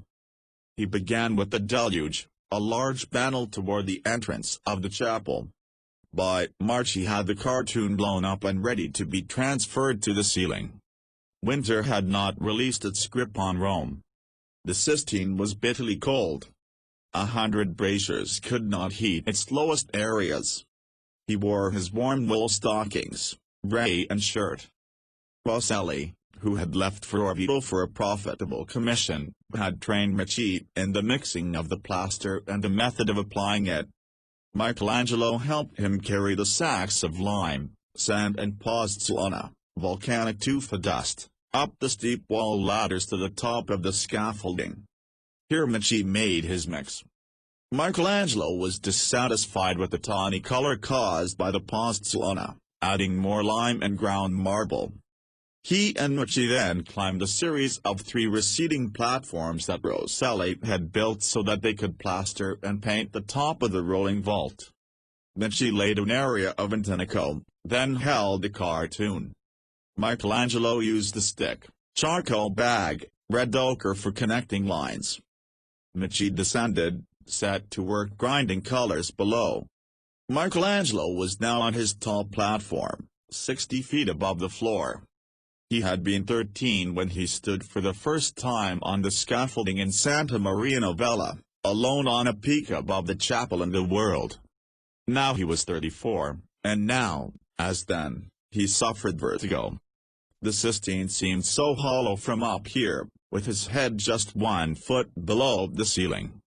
He smelled the wet plaster, the pungence of his freshly ground paints. He turned from his view of the marble floor, picked up a brush, squeezed it between the fingers and thumb of his left hand, remembering that he would have to keep his colors liquid this early in the morning. He had watched Michelangelo paint enough panels to know that he should begin at the top and work his way downward on either side, but he lacked experience to paint professionally, and so he began at the dominant point, the one that interested him the most, the extreme left end, the last piece of green earth showing above the flood, the trunk of a storm-twisted tree extending toward what would later be Noah's Ark, with the last of perishing humanity climbing the banks, a woman carrying a child in her arms, an older one clutching her leg, a husband carrying his distraught wife on his back, a vanishing trail of heads, old and young, about to be submerged in the rising waters, and above them all, a young man climbing and clutching at the tree trunk in a desperate effort to gain the highest vantage point. He painted with his head and shoulders pulled sharply back, his eyes staring straight up. Paint dripped onto his face, the moisture of the wet plaster oozed out and dripped in his eyes. His arms and back tired quickly from the strain of the unnatural position. During the first week, he allowed Medici to lay only modest areas of intonaco each day, proceeding cautiously, experimenting not only with the contortions of the figures but with a wide variety of flesh tones and the colors of the blue, green and rose robes of those who still retained their clothing. He knew that these small areas caused too many seams, that at this rate Grainer's size estimate of 40 years would prove more accurate than his own resolution of 4. Yet he learned as he went along, this panel of life and death and violent action bore little relation to the Michelangelo still lifes. He was content to feel his way slowly until he had mastered his medium. At the end of the first week a biting north wind arose. Its whistling kept him awake most of the night. In the morning he walked to the Sistine with his scarf wound around his mouth, not sure, even as he climbed the ladder, whether he could get his hands warm enough to hold the brush. But when he reached the top of Rosselli's highest platform he saw that there was no need to do so. His panel was ruined. His plaster and paints were not drying. Instead, there was a moist dripping at the edges of his stormy tree, the man mounting the bank, a bundle of clothes on his shoulder. The oozing moisture was creating a mold which was creeping over the paint, slowly absorbing it. Behind him he heard Medici ask in a choked voice, "I made the plaster bad?" It was a long time before he could reply. He felt too sick. "It was me. I don't know how to mix paints for fresco. It's been too many years since Michelangelo's. Grainexi and the others did the work on my first profit, all I did was apply the paint." He stumbled down the ladder, tears in his eyes, made his way blindly to the papal palace, waited for an interminable time in a cold anteroom. When he was admitted he stood forlornly before Julius. "What is it, my son? You look ill." "I have failed." "In what way?" "What I have done is spoiled." "So quickly?" "I told your holiness it was not my art." "Lift up your head, Buonarrotti. I have never seen you crushed. I prefer you storming at me." The ceiling has begun to drip. The moisture is causing spots of mold. "Can't you dry them?" "I know not how, holiness. My colors are disappearing into the mold. They are being consumed by the salty edges." "I can't believe that you would fail." He turned to a groom. "Go to St. Gallo's house, tell him to inspect the Sistine ceiling at once, and bring me his report." Michelangelo retreated to the cold outer room and the hard waiting bench. This was the worst defeat he had ever suffered. Much as he hated giving his ears to fresco, he had nonetheless evolved a masterly conception. He was not accustomed to failure. It was the only thing in his lexicon that was worse than being forced to work in alien mediums. That the Pope would be through with him there could be no doubt, Even though his collapse as a fresco painter had nothing to do with his qualities as a marble sculptor, he would certainly not be allowed to carve the tomb. When an artist failed this abjectly, he was finished. The news of his failure would be all over Italy in a matter of days. Instead of returning to Florence in triumph, he would creep home like a beaten dog, the tail of his pride between his legs. Florence would not like that. They would consider that he had undermined their position in the art world. Gonfaloni Soderini would feel let down. He would have been a liability at the Vatican instead of an asset. Again he would have wasted a full year of his productive life. He was buried so deep in his gloom that he did not see Sangallo come in. He was hustled into the throne room before he had a chance to collect himself. "Sangallo, what have you found?" the Pope demanded. "Nothing serious, Holiness." Michelangelo applied the lime in too watery a state, and the north wind caused it to exude. "But it's the same composition Guerlante you used in Florence," Michelangelo cried. "I watched it being prepared. Roman lime is made of travertine. It does not dry as readily. The Pozzolano Sally taught you to mix with it stays soft, and often breaks into an efflorescence while drying. Substitute marble dust for Pozzolana, use less water with this lime. All will be well. What about my colors? Must I tear out that part of the ceiling? In time the air will consume the mold. Your colors won't be hurt." Had Sangallo come back and reported that the ceiling was ruined, he would have been on the road to Florence by noon. Now he could return to his vault, though the events of the morning had given him an excruciating headache. The wind died down. The sun came out. His plaster dried. It was Sangallo who traveled the long road of defeat back to Florence. When Michelangelo went to the house on the Piazza Scoscavli, he found the furniture covered with sheets, the family's personal possessions stacked in the downstairs hall. Michelangelo was heartbroken. "What has happened?" Sangallo shook his bead, lips pursed tightly. "No commissions have come in, not the Palazzo Giuliano, the Mint, the new palaces. Do you know the only assignment I have now? Laying sewers under the main streets. A noble job for a papal architect, no? My apprentices have joined Brement. He has taken my place, as he vowed he would." The next morning Sangallo and his family were gone, their departure unnoticed by the Vatican. High on his scaffold, Michelangelo felt more alone in Rome than ever, as though it were he who was lying melancholy and hopeless on the last grey rocks still above the sea, opposite the last bit of green earth. The deluge took him 32 days of consecutive painting. During the last weeks he was completely out of funds. "We don't know whether we're rubbing the skin of our belly or the bone of our back," commented Medici. His former earnings, invested in houses and farms to increase the family income, helped him not the scudo's worth.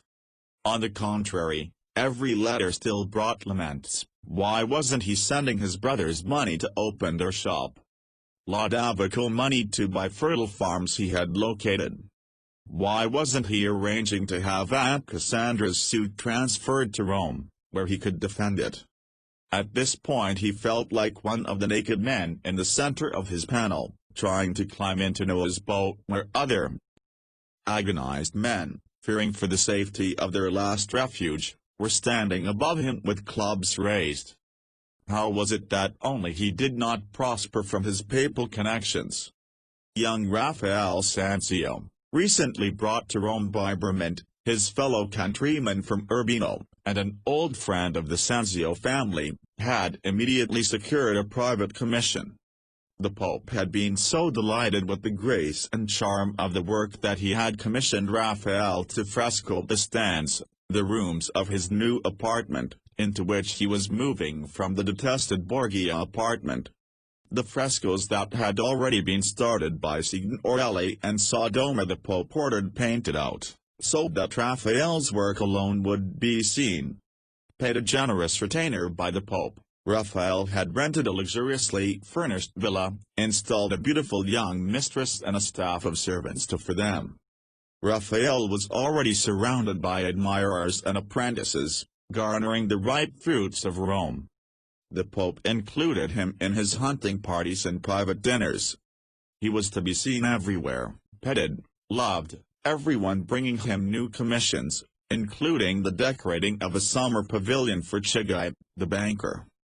Michelangelo gazed at the unpainted brick walls of his house, drab, without curtains or carpets, just a few pieces of used furniture he had bought. When Raphael arrived in Rome, Michelangelo had expected him to come and say hello. But Raphael never bothered to walk the few steps to the Sistine or to the house. One evening when Michelangelo was crossing Piazza San Pietro, returning from the vault with his hair, face and clothes bespattered with paint and plaster, he saw Raphael coming toward him, surrounded by a full train of admirers, apprentices and hangers-on. As they passed, Michelangelo said dryly, "Where are you going, as surrounded as a rector?" Raphael did not stop but replied tartly, "And where are you going, as lonely as an executioner?" The remark rankled. The fact that his isolation was self-imposed did not help. He went to his drafting table, burying his hunger and loneliness in work, sketching the next fresco, the sacrifice of Noah. As the figures came alive under his swiftly moving fingers and mind, Noah and his wife, the three nude sons of Noah, their wives, the ram to be sacrificed to the Lord, his workroom filled up with energy and vividness, vitality and color. His hunger, his sense of isolation receded. He felt secure among his companions in this world of his own creating. To the silent house he murmured, "I'm never less alone than when alone." And he sighed, for he knew himself to be a victim of his own character. Pope Julius had been eagerly waiting a chance to see the first fresco, but destitute as he was, Michelangelo took another 10 days to paint the Delphic Sibyl and the Prophet Joel on their thrones in the pendentives on either side of the smaller fresco of Noah's drunkenness. He wanted the Pope to see good examples of the figures with which the central panels would be surrounded. Julius climbed the ladder, joined Michelangelo on the scaffolding, studied the 55 men, women and children, a few showing only heads and shoulders, but most of them fully presented. He commented on the magnificent beauty of the dark-haired Delphic Sibyl, asked questions about the white maned father carrying his dead son onto the rocks, Noah's Ark in the background looking somewhat like a Greek temple, inquired about what was going to be painted in the other areas. Michelangelo avoided direct answers, he needed freedom to change his ideas as he moved along. Julius was too pleased to mind. He said quietly, "The rest of the ceiling will be as good?" "It should be better, Holy Father, for I am still learning about proper perspective at this height. It is wholly unlike the frescoes below us. The differences will grow greater as I proceed, rather than less. I am pleased with you, my son. I shall order the treasurer to pay you another 500 ducats." Now he was able to send money home to still the outcries, to buy food for the house, needed supplies for the job. Now there would be quiet months ahead, during which he could paint his way toward the Garden of Eden, God creating Eve, and then the heart of the ceiling, God creating Adam. The months proved anything but quiet. Warned by friendly Chamberlain Accurcio that his Pietà was being moved out of street, Peter so that Brument's army of 2,500 workmen could tear out the south wall of the basilica to make room for the first of the new piers. He ran up a long flight of stairs to find his Pietà already moved next door to the little chapel of Mary of the Fever, but undamaged. Relieved, he stood watching Brument's foreman locking cables around the south row of ancient columns, then, unbelieving, and with the sickening sinking of his innards, he saw the ancient marble and granite columns shatter to bits as they fell to the stone floor, be swept up as rubble and hauled away. Monuments built into the south wall were destroyed as the wall collapsed, smashing the antique mosaic tiles of the floor. At so little cost they could have been removed to safety. 2 mornings later a paper was pasted on the door of Brummond's palace, changing his name to Ruinant. A story circulated through the city that Brummond, knocking at the gates of paradise, was refused admission by Street Peter, who asked, "Why did you destroy my temple in Rome?" In reply, Brummond asked whether Street Peter would like him to tear down heaven and rebuild it. As far as he knew, no one but himself and Chamberlain Accurcio had a key to the Sistine. He had insisted upon this, so that no one could spy, or intrude upon his privacy. While painting the prophet Zacharias on the huge throne over the layman's end of the chapel, he had a feeling that someone was coming at night. He had no tangible evidence, nothing was touched or moved out of place, but he sensed that not everything was quite the way he left it. Someone was mounting the ladder. Medici hid in a nearby doorway, brought back word that it was Brummond and, he believed, Raphael. Brummond had a key. They came in late, after midnight. Michelangelo was furious. Before he could get his vault completed and open to view, his new techniques would be on the walls of Raphael's stands, even as Raphael's work now reflected his study of the bathers. Raphael would have created the revolution, and Michelangelo copying him. He asked Chamberlain Accurcio to arrange a session with the Pope. Michelangelo made the accusation, there would be nothing new, no point of departure that Raphael would not know about. Brummond stood silent. Michelangelo demanded that the key be taken away from him. The Pope requested Brummond to surrender it to Accurcio. Another crisis had been met. Michelangelo returned to the vault. The next day there came a summons from a niece of Cardinal Piccolomini, who had so briefly been Pope Pius III. The Piccolomini family insisted that he begin carving on the remaining 11 statues for the Sistine altar, or return the 100 florin advance secured for him by Jacopo Galli. He could not spare 100 florins now. Besides, they still owed him for one of the figures he had already delivered. Next a letter from Lodovico informed him that, while he was making some repairs to the house in Sant'Agnano, Giovan Simone had quarreled with his father, raised his fist and threatened to beat him, then had set fire to the house and barn. The damage was small, since both structures were built of stone, but the experience had made Lodovico ill. Michelangelo sent money to make the repairs, along with the blistering letter to his brother. The 4 incidents upset him severely. He had to stop work. A marble hunger seized him with such palpable force that he felt weak. He made for the Campagna, walked for miles with long ceaseless strides, breathed in heavy gulps of air to prove to himself that he was three-dimensional.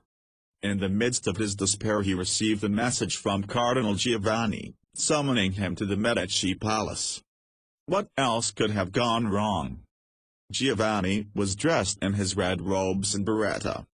His pale plump face was freshly shaved, smelled of a familiar Florentine cologne. Giulio stood behind him, dark of face and fiercely serious.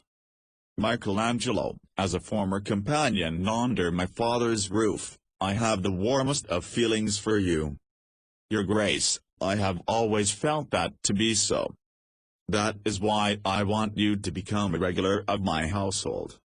You must come to dinner, be at my side during my hunting parties, and ride in my train when I cross the city in procession to say Mass at Santa Maria in Domenica. Why must I do these things? I want Rome to know that you are of my intimate circle. Could you not tell Rome that? Words mean nothing. Churchmen, nobility, wealthy merchants come to this palace. When these people see you here they will know you are under my protection. My father would have wanted it." He blessed Michelangelo, left the room. Michelangelo looked over at Giulio, who stepped forward and spoke with warmth. "You know, Buonarrotti, Cardinal Giovanni never makes enemies. That takes genius in Rome today. Cardinal Giovanni has that genius. He is the most beloved in the College of Cardinals. He feels you need his kindness." "In what way?" "Brummond blames you for the Ruanan story. Every day he makes new enemies for you. And Cardinal Giovanni wants to fight for me. Not by attacking Brummond. If you become an intimate of this house, the Cardinal, without saying one angry word to Brummond, will silence your detractors."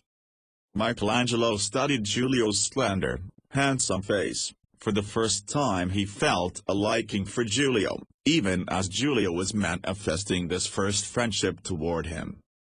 He climbed the winding trail up the Janiculum, then gazed down on the jagged, tawny rooftops of Rome, the Tiber snaking through the city like a continuous S.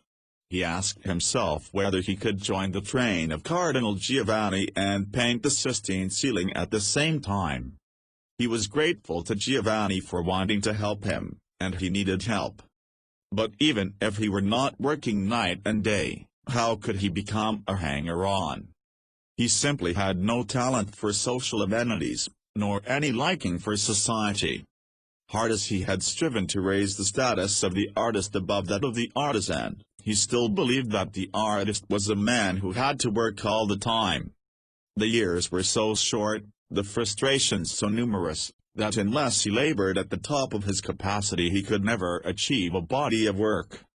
How could he paint for a few hours in the morning, go to the baths, walk to Giovanni's house, talk charmingly to 30 guests, eat a delicious dinner over several hours?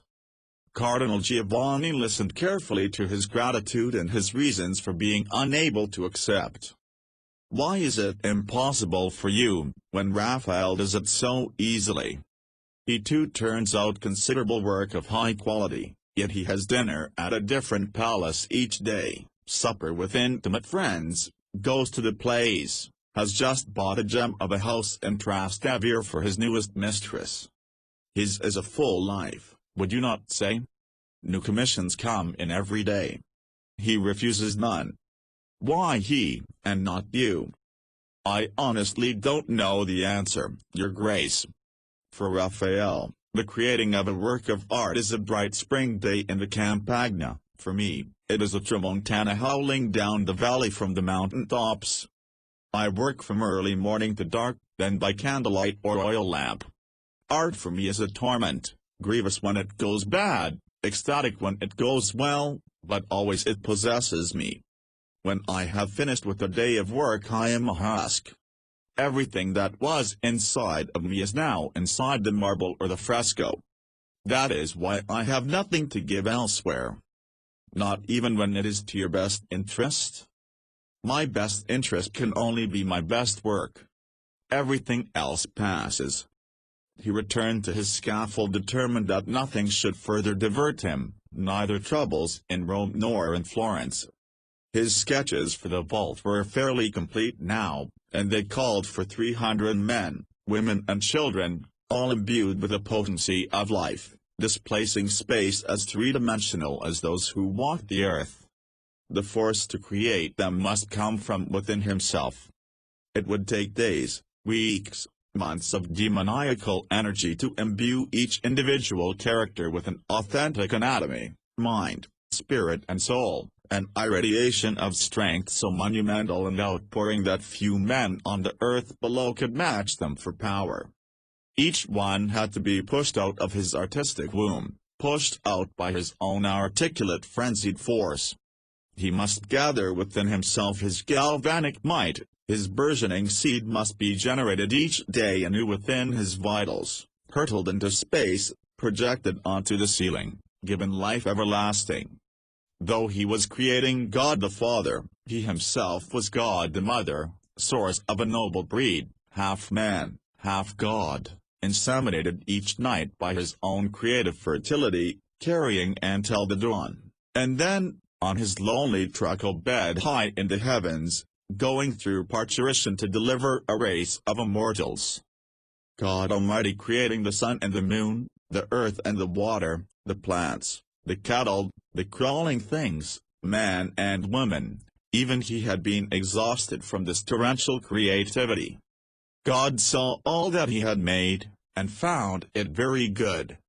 But on the seventh day, he had come to an end of making, and rested.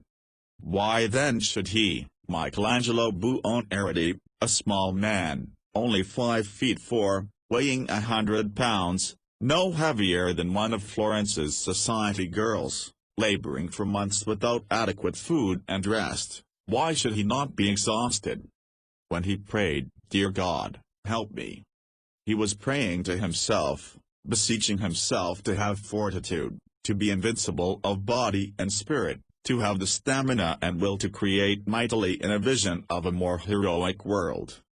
For 30 days he painted from light to darkness, completing the sacrifice of Noah, the 4 titanic male nudes surrounding it, the Erythraean Sibyl on her throne, and the prophet Isaiah in the pendantive opposite, returning home at night to enlarge the cartoon of the Garden of Eden. For 30 days he slept in his clothes, without taking off even his boots, and when at the completion of the section, utterly spent, he had Medici pull his boots off for him, the skin came away with them. He fed off himself. When he grew dizzy from standing and painting with his head and shoulders thrown back, his neck arched so that he could peer straight upward, his arms aching in every joint from the vertical effort, his eyes blurred from the dripping paint even though he had learned to paint through slits and to blink them shut with each brush stroke as he did against flying marble chips, he had Rosselli make him a still higher platform, the 4th on top of the scaffolding. He painted sitting down, his thighs drawn up tight against his belly for balance, his eyes a few inches from the ceiling, until the unpadded bones of his buttocks became so bruised and sore he could no longer endure the agony. Then he lay flat on his back, his knees in the air, doubled over as tightly as possible against his chest to steady his painting arm. Since he no longer bothered to shave, his beard became an excellent catch-all for the constant drip of paint and water. No matter which way he leaned, crouched, lay or knelt, on his feet, knees or back, it was always in strain. Then he thought he was going blind. A letter arrived from Buonarrotti, and when he tried to read it he could see nothing but a blur. He put the letter down, washed his face, ate a few forkfuls of the overcooked pasta Medici had made for him, went back to the letter. He could not decipher a word. He threw himself on his bed, sorely beset. What was he doing to himself?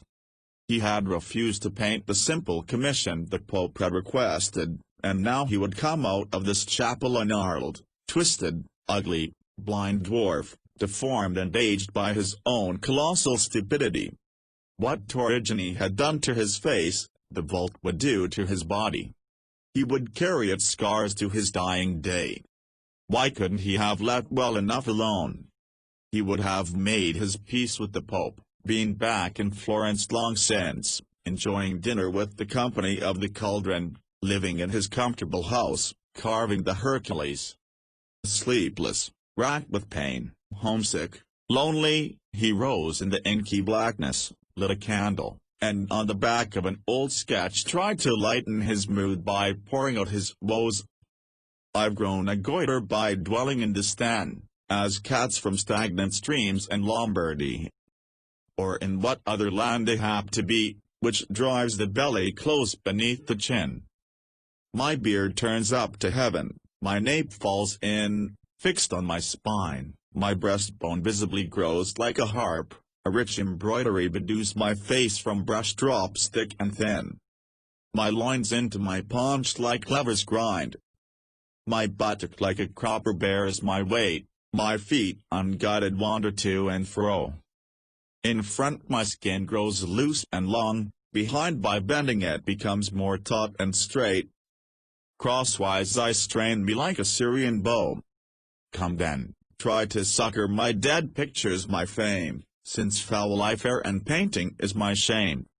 Word reached him that his brother Leonardo had died in a monastery in Pisa. There was no information as to why he had been moved to Pisa, or whether he had been buried there, or the nature of his illness. But as Michelangelo walked to San Lorenzo in Damaso to have a mass said for the repose of Leonardo's soul, he felt that he knew the answer. His brother had died of an excess of zeal. Might not that also be the cause of his own death? Medici found a colony of stonemasons in Trastevere with whom he spent his evenings and holidays. Rosselli traveled to Naples in the south, Viterbo and Perugia in the north to build his master walls for frescoing. Michelangelo went nowhere. No one came any more to call or to invite him out. His conversations with Medici were confined to the subjects of grinding the colors and material needed on the scaffold. He was living as monastic and secluded a life as the brothers in Santo Spirito. He no longer went to the papal palace to confer with Julius, though the pope, after a second visit to the ceiling, had sent him 1,000 ducats to carry on the work. No one came to the Sistine. When he walked from his home to the chapel and back he did so almost totally blinded, barely able to stagger across the piazza, his head lowered, seeing no one. Passers-by no longer called attention to his paint and plaster-stained clothes, face, beard, hair. Some thought him crazy. Crazed would be the better word, he muttered, after living up in that Valhalla of gods and goddesses all day. How do I make the transition back to this mean earth? He did not even try. For himself, he had accomplished his primary objective. The life and the people on the ceiling were real. Those living on earth were phantoms. His close friends, his intimates were Adam and Eve in the Garden of Eden, the fourth and majestic panel in the line. He portrayed Adam and Eve not as tiny, timid, delicate creatures, but powerfully built, alert, handsome, as primordial as the boulders which sheltered them from the serpent-entwined apple tree, taking temptation in calm, accepting strength rather than weak stupidity. Here was a pair to breed the race of man. And when they were banished from the garden to the barren earth on the opposite side of the panel, with the archangel's sword pointed at their heads, they were frightened, but not cowed, not destroyed, not reduced to crawling things. This was the mother and father of man, created by God, and he, Michelangelo Buonarrotti, brought them to life in noble mien and proportion. In June 1510, a year and a few weeks after he had shown Julius the deluge, the first half of the vault was completed. In a small central panel, God in his rose-colored robe had just raised Eve from the rib of the sleeping Adam. In the corners, framing the drama, were 4 nude sons that would arise from this union, with beautiful faces, powerful bodies carved out of warm flesh-colored marble. Directly below on either side were the volcano-like Cuban Sibyl and the prophet Ezekiel on their thrones beneath the bonding cornices. Half of the vault was now a flood of glorious color, mustard yellows, pale sea greens, dust rose and azure blues against the muddy parade of sun-flooded flesh tones. He had not told anyone the vault was half completed, but the Pope knew at once. He sent word to Michelangelo that he would be in the Sistine at mid-afternoon. Michelangelo helped Julius up the last rungs of the ladder, took him on a tour, pointing out the stories of David and Goliath and Judith and Holofernes, the 4 stories from the ancestors of Christ in the side spandrels. Julius demanded that the scaffold be taken down so that the world could see how great a thing was being executed. "It is not yet time to take the scaffold down, Holy Father." "Why not?" "Because there are so many things to be finished, the children playing behind the thrones of the prophets and sibyls, the nudes filling either side of the spandrel apexes." "But I had heard that the first half was completed." "The major panels, yes, but there is so much detail still to be done." "When will it be ready?" insisted the Pope stubbornly. Michelangelo was irritated. He answered shortly, "When it is ready." Julius went red in the face, satirized Michelangelo's voice harshly as he cried, "When it is ready. When it is ready," raised his walking stick in a fury and brought it down across Michelangelo's shoulder. There was a silence while the two antagonists glared at each other. Michelangelo went cold all over, too shocked to feel pain in the shoulder. He bowed, said formally in a voice from which all emotion had been smitten, "It shall be as your holiness desires. The scaffolding will be down by tomorrow, the chapel ready to be shown." He backed away, leaving the space open for the Pope to descend the ladder. "It is not for you, Buonarotti, to dismiss your pontiff," cried Julius. "You are dismissed." Michelangelo backed down the ladder almost without touching the rungs, left the chapel. So this was the end. A bitter, degrading end, to be beaten with a stick like a villano peasant. He who had vowed he would raise the status of the artist from that of skilled laborer to the highest reaches of society, whom the company of the cauldron had acclaimed when he defied the Pope, he had now been humiliated and degraded as no other reputable artist he had known. Waves of nervous revulsion swept over him as he stumbled and jerked his way blindly along unfamiliar streets. He had recreated a world. He had tried to be God. Well, Pope Julius II had put him in his place. Julius was God's viceroy on earth, even as his brother Leonardo had told him, and he, Michelangelo Buonarotti, was a laborer in the fields. Strange how one blow of a stick could dispel illusion. "Foul life fair and painting is my shame." Brument's triumph was complete. What did he do now? Julius would never forgive him for inciting him to strike the blow, and he would never forgive Julius for inflicting this ignominy on him. He would never pick up a paintbrush, never again touch that vault. Raphael could decorate the other half. He made his way home. Medici was waiting for him, silent and dull-eyed. "Pack your things, Medici," he said. "Get a head start on me. We'd better not leave Rome together. If the Pope orders my arrest, I don't want them taking you too. He had no right to hit you. He's not your father. He's my Holy Father. He can put me to death if he wants to. Only he'll have to catch me first." He filled one canvas bag with his drawings, another with his personal things. It took him only a moment to pen a note to Rosselli, bidding him goodbye, and asking him to sell his furniture back to the dealer in Trastevere. Just as he finished there was a knock on the door. He froze. Medici's eyes went to the back door. It was too late for flight. He was caught, before he could get away. What would it be now? What new punishment, humiliation? He smiled grimly. After his 14 months in the vault, the prison of Sant' Angelo would have its comforts. There was a second sharp knock. He opened the door, expecting to see soldiers. Instead there was Chamberlain Accurcio. "May I enter, Messer Buonarotti? Have you come to arrest me?" "My good friend," said Accurcio gently, "you must not take these little matters so hard. Do you think the pontiff would bother to strike anyone he was not deeply fond of?" Michelangelo closed the street door behind Accurcio, stood with his palms on the table, staring wide-eyed at the Pope's agent. "Are you suggesting that the blow was a mark of His Holiness' favor? The Pope loves you as a gifted, albeit unruly son." He took a purse from his belt, laid it on the work table. "The pontiff asked me to bring you these 500 ducats. A golden salve to heal my wound, and to convey his apologies." "The Holy Father sent apologies to me?" "Yes. The moment he returned to the palace. He did not want this to happen.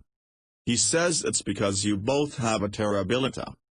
Who knows that the Pope sent you to beg my pardon?" "Is that important?" Since Rome will know the pontiff struck me, I can only go on living here if people also know that he apologized." Accurcio rolled his shoulders, subtly. "Who has ever been able to conceal anything in this city?" Julius chose the week of the Feast of the Assumption to unveil the first half of the vault. Rosselli directed Martino and his crew in taking down the scaffold and storing it. Michelangelo spent the intervening weeks at home, drawing and making the cartoons for the prophets Daniel and Jeremiah, the Libyan and Persian sibyls.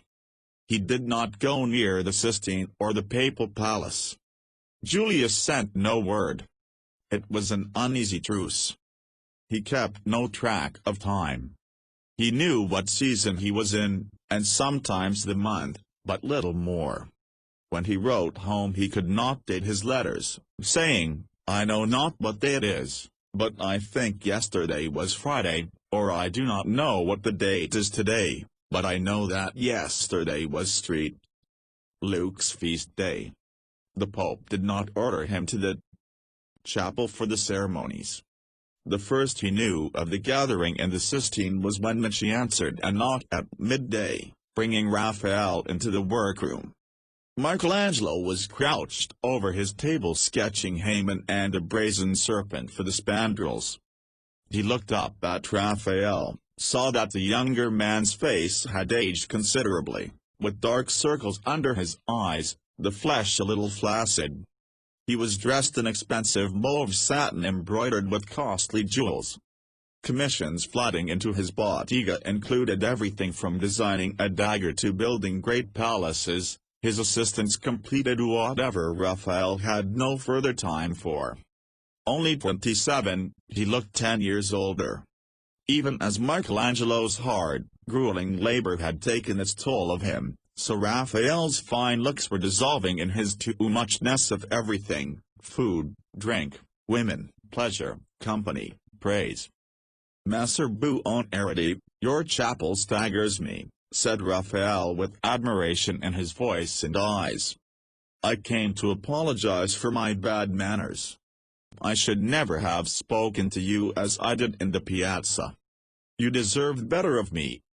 Michelangelo remembered going to Leonardo da Vinci to apologize for his own bad manners. Artists must forgive each other their sins. No one else came to congratulate him, no one stopped him on the street, no one approached him with a new commission. He was as solitary as though he were dead. The painting on the ceiling of the Sistine was outside the pale of Rome's life, a private duel between Michelangelo, God and Julius II. And, suddenly, Pope Julius was deep in war. 2 days after the unveiling, Julius left Rome at the head of his army to drive the French out of northern Italy and to solidify the papal state. Michelangelo watched him leave, riding a fiery charger, followed in procession by Spanish troops provided by the King of Spain, to whom he had given control of Naples, Italian mercenaries under his nephew, the Duke of Urbino, and Roman columns led by his nephew-in-law, Marcantonio Colonna. His first objective was to besiege Ferrara, ally of the French. To help him in his conquest he was to have 15,000 Swiss troops, bolstered by the considerable Venetian forces. On the way north there were independent city-states to be reduced: Modena, Brontola, family seat of the magnificent Pico. Michelangelo worried, the French were the sole protection of the Republic of Florence. If Julius could drive the French troops out of Italy, Florence would be vulnerable. It would be Gonfaloni's, Soderini's and the Signoria's turn to feel the papal stick across their backs. He had also been left stranded, or he had stranded himself. The Pope's Chamberlain had brought him money and an apology, but he had not brought him specific permission to put back the scaffolding and commence work on the altar half of the vault. Julius had waited for him to appear at the Vatican. He had waited for Julius to summon him. The Pope could be gone for months. What did he do in the meanwhile? A letter from his father informed him that his brother Buonarroti was seriously ill. He would have liked to make the trip to Florence to be at his side, but did he dare to leave Rome? He sent money instead, out of Julius' apology purse. He considered seeking a commission, anything in marble or paint that would occupy and support him until the Pope's return. But he had never sought a commission. He did not know how to go about it. When he heard that the papal datry, a Florentine by the name of Lorenzo Pucci, was leaving to join the Pope in Bologna, he sought him out and asked if he would speak to Julius in his behalf, try to collect the 500 ducats still owed him for the half of the vault he had completed, secure permission to begin the second half, money to erect the scaffold. The datry said he would try. He would also see if he could find an outside commission for Michelangelo to tide him over. Then Michelangelo sat down to write the sonnet to the Pope. I am thy drudge and have been from my youth. Thine, like the rays which the sun's circle fill. Yet of my dear time's waste thou think'st no ill. The more I toil, the less I move thy ruth. It was not until after New Year's, 1511, that he was able to start painting again. During the intervening months he had added to his fund of aggravation and frustration. Unable to stand the inactivity any longer, he had followed the Pope to Bologna, only to find the Bentivoglios regaining power, Pope Julius II immersed in his troubles to see him. He had gone on to Florence to visit Buonarrotti, resolved to take some of his past savings which had been deposited for safekeeping with the Spiedalingo. Business manager of the hospital of Santa Maria in Bova, rebuild his scaffold and returned to work without permission or the Pope's money.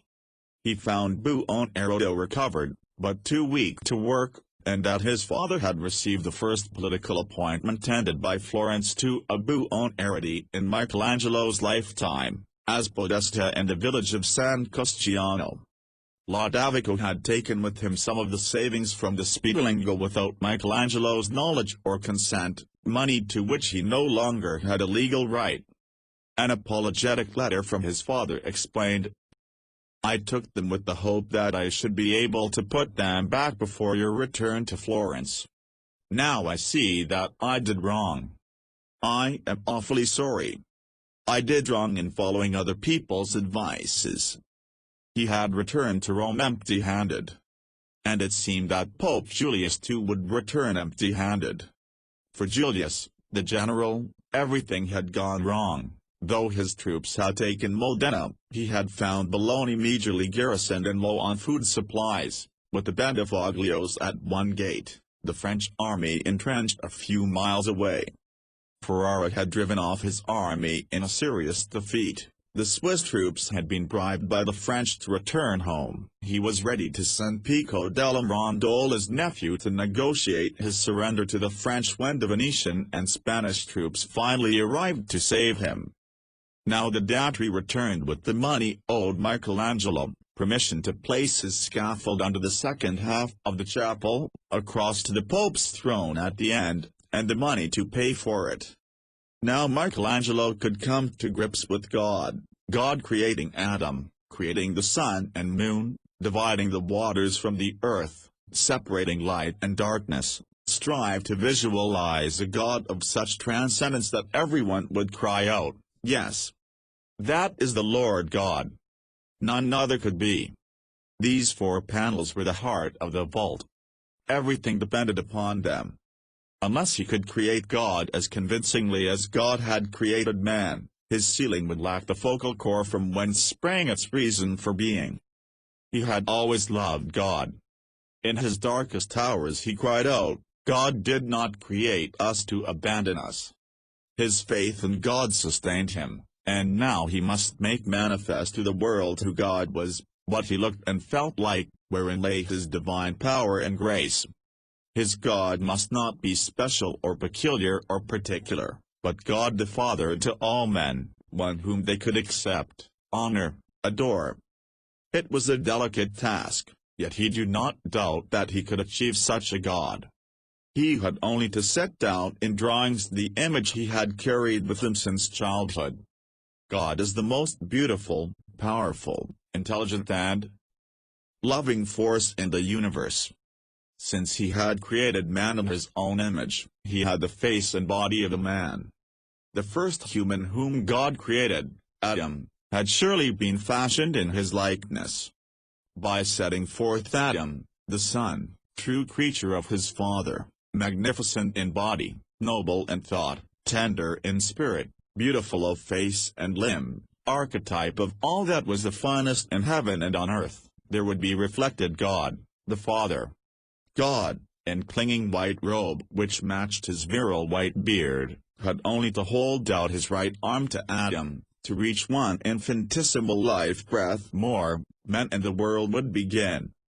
While Michelangelo remained high in the heavens painting the smaller panel of God dividing the waters from the earth, Julius reversed positions with his fresco painter, plunging into the special inferno reserved for warriors who suffer a rout.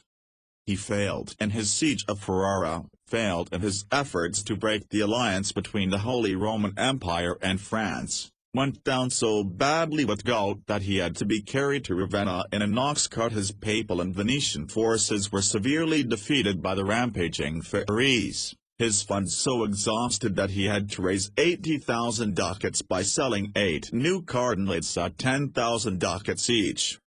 The French and quarries recaptured Bologna and reinstated the Band of Aglios. Julius lost his armies, artillery, baggage, the last of his resources. Crushed, making his way back to Rome, he found nailed to the cathedral door at Rimini a summons of all rebellious churchmen to a general council at Pisa to conduct an inquiry into the official behavior of Pope Julius II. Julius' defeat was a defeat for Michelangelo, for his life had become inextricably interwoven with his pontiffs. The moment the Band of Aglios returned to power, the Bolognese had thronged into the Piazza Maggiore, torn his bronze statue of Julius from its niche, and thrown it to the paving stones. The triumphant Duke of Ferrara had then melted it down and recast it into a cannon, which he named Julius. 15 months of his time, energy, talent and suffering now sat on the cobbles of the Piazza Maggiore in the form of a cannon that was the butt of coarse jokes from the Bolognese, and would surely be used against Pope Julius if he were rash enough to lead another army northward. Vincenzo had triumphed. Here in Rome, it seemed to Michelangelo, the same pattern of overthrow must inevitably continue. During the warm, light days of May and June he spent 17 consecutive hours on the scaffold, taking food and a chamber pot up with him so that he would not have to descend, painting like a man possessed, the 4 glorious nude males in the corners of the panels, then the young prophet Daniel with an enormous book on his lap, opposite, the old Persian Sibyl in her white and rose robes, then the single most powerful portrait on the ceiling, God in deeply dramatic action, creating the golden ball of the sun, hoping, praying, striving desperately to complete his genesis before the collapse of its protector, before outraged successors came in, clerical or military, and, wanting to wipe out all traces of Pope Julius II's reign, sent a crew into the Sistine to spread coats of whitewash over its ceiling. It was a race against death. As a result of his internecine warfare, Julius had returned to Rome the most hated man in Italy, his resources so exhausted that he had to carry the papal tiara to the banker Chigai's house under his robes, ostensibly going to dinner, but actually to borrow 40,000 ducats on the jewels. His enmities extended to all the city-states he had defeated and punished: Venice, Bologna, Modena, Perugia, Roncola. Even the Roman nobles, some of whom had led his defeated armies, were now in league against him. Bound to each other, understanding defeat, Michelangelo felt that he must call on his pope, the only obligation that could take him off the scaffold. "Holy Father, I have come to pay my respects." Julius' face was ravaged by frustration and illness. Their last face-to-face encounter had been a stormy one. Yet instinctively Julius sensed that Michelangelo had not come seeking revenge. Julius' voice was friendly, intimate. They felt strongly drawn to each other. "Your ceiling, it moves along. Holiness, I think you will be gratified. If I am, you will be the first to bring me gratification for a long time. It is no simpler an art than in war, Holiness," said Michelangelo firmly. "I will come to the Sistine with you. This very moment." He could hardly make it up the ladder. Michelangelo had to haul him the last few rungs. He stood panting at the top, and then he saw God above him, about to impart the gift of life to Adam. A smile came to his cracked lips. "Do you truly believe that God is that benign?" "Yes, Holy Father. I most ardently hope so, since I am going to be standing before him before long. If he is as you have painted him, then I shall be forgiven my sins." He turned his face toward Michelangelo, his expression radiant. "I am pleased with you, my son." Basking in the rays of the hot sun and the Pope's hearty acceptance of his labors, Michelangelo was reluctant to relinquish the happy mood. Wanting to hold its warmth and tranquility for a little while longer, he crossed the piazza to where the piers and walls of the new street Peters were beginning to rise. As he got closer he was surprised to find that Brummont was not building in the traditional manner for cathedrals, of solid stone and concrete, but was erecting hollow concrete forms and filling them with rubble from the old basilica, and other debris. The bulky mass would give the appearance of being solid, but was it not a dangerous way to support so heavy a structure? This was only the beginning of his astonishment. As he circled the works and watched the men preparing the concrete, he saw that they were not following the sound engineering precept of 1 portion of cement to 3 or 4 of sand, but were using 10 and 12 portions of sand to each one of cement.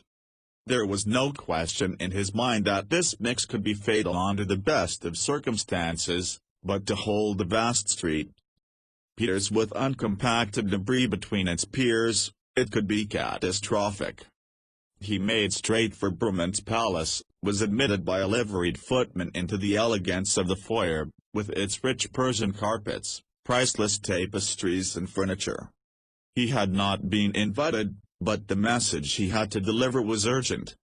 Brummont was working in his library, clad in a silk robe with gold clasps at the throat and waist. "Brummont, I will pay you the compliment of believing that you do not know what is going on," he began without preamble or salutation.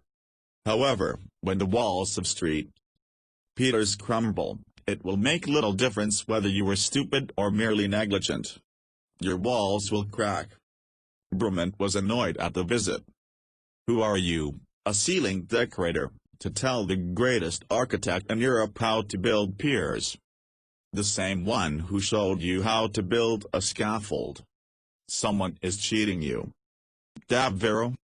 "It is true." "How?"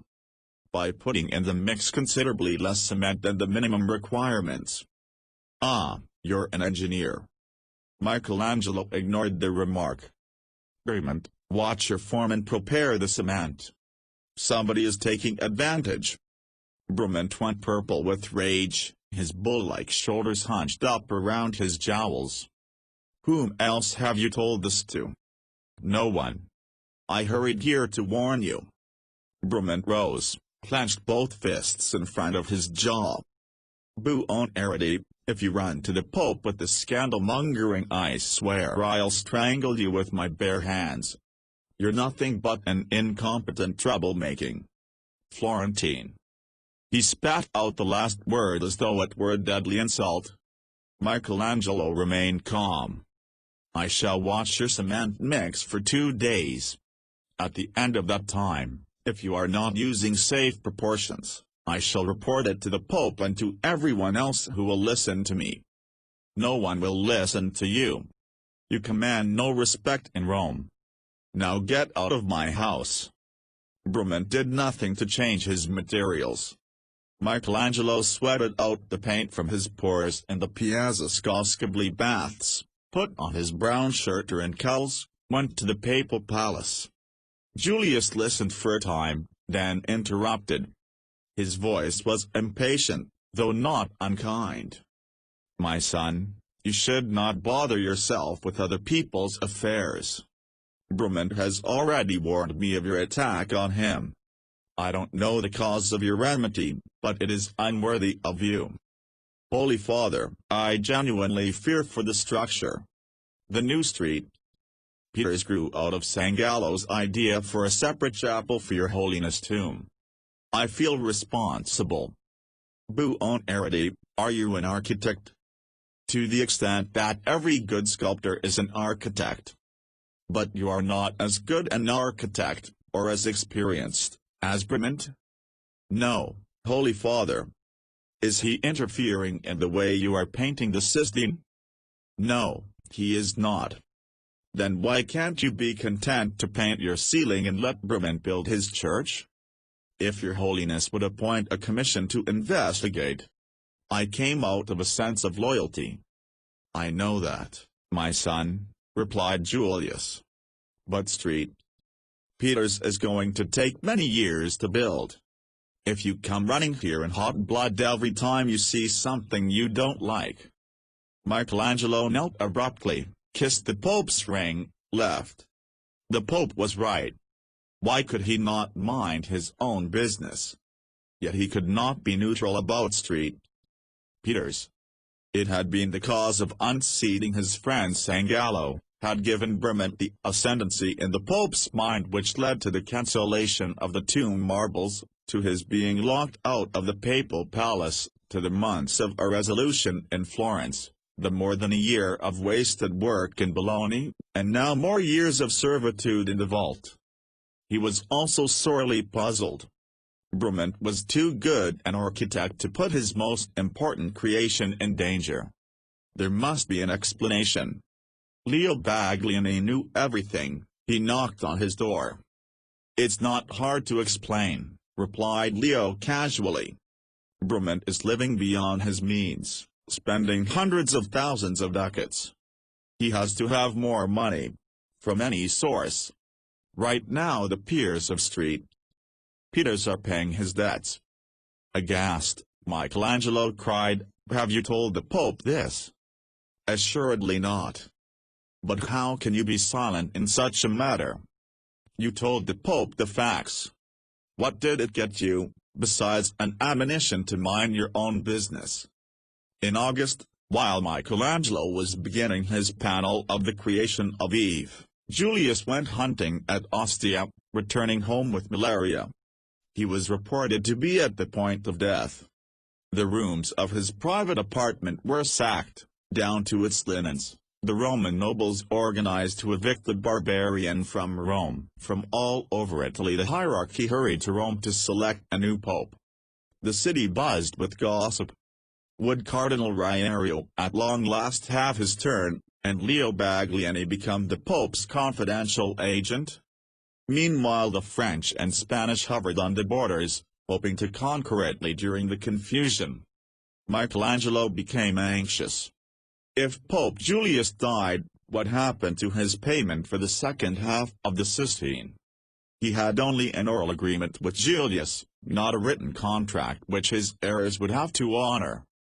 The only calm area in Italy seemed to be Florence, thanks to the genius of Gonfaloniere Soderini, who had kept his city-state out of the quarrels, alliances, wars, resolutely holding to the middle ground, offering refuge to both the papal and French soldiers, refusing to house the Pisa Council of Protest over Julius, but not attempting to keep it out of Pisa by force. Michelangelo knew that that was where he should be right now, and forever, out of this capital of chaos. Julius fooled Rome, he recovered. The nobles fled. The Pope took firm control of the Vatican, money started coming in, he paid Michelangelo another 500 ducats. Michelangelo sent a modest sum home, but the greater part of the payment he kept on Rome. "I'm flattered," cried Balducci when Michelangelo brought in the money. Balducci, grown portly with good and quiet living, had already sired 4 children. Didn't you always believe that a dishonest Florentine bank was safer than an honest Roman one? Balducci, I could have saved myself endless aggravation if you had been in charge of my affairs from the beginning. But artists are endlessly inventive in their ways of being stupid about money. Now that you're independently wealthy, teased Balducci with his perennial good humor, won't you come to dinner on Sunday? We entertain all our biggest depositors.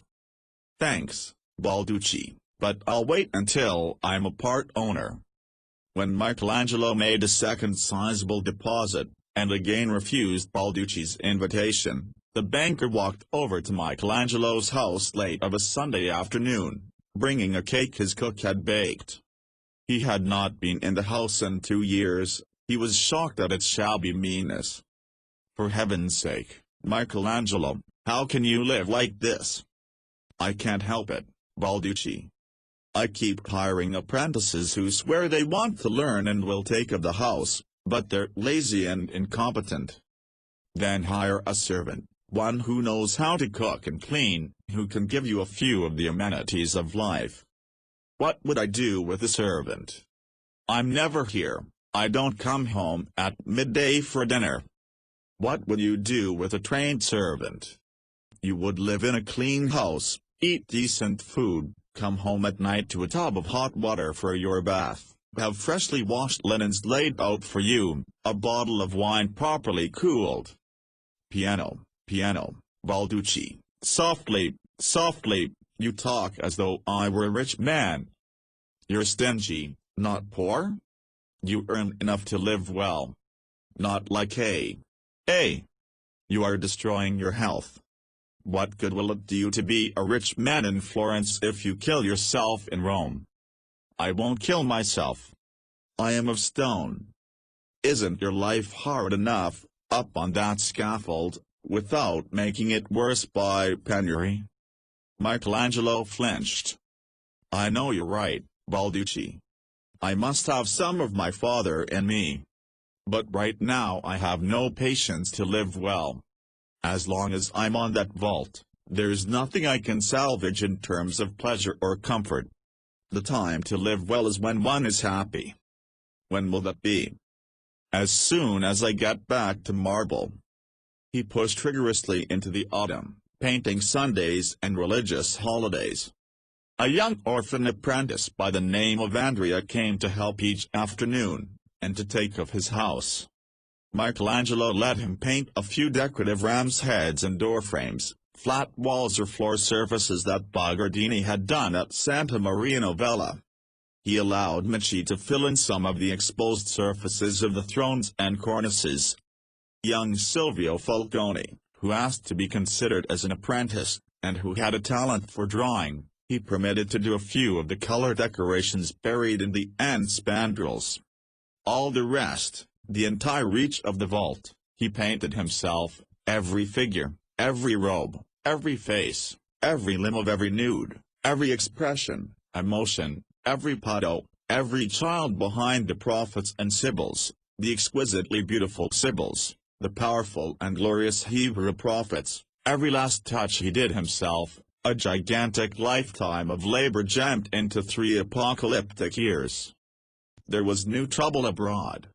Pope Julius, strong again, turned against Gonfaloni or Soderini, put an interdict on the Republic of Florence for not siding with him, for not providing troops and money when he had been in trouble, for giving refuge to enemy troops, for not crushing the council at Pisa.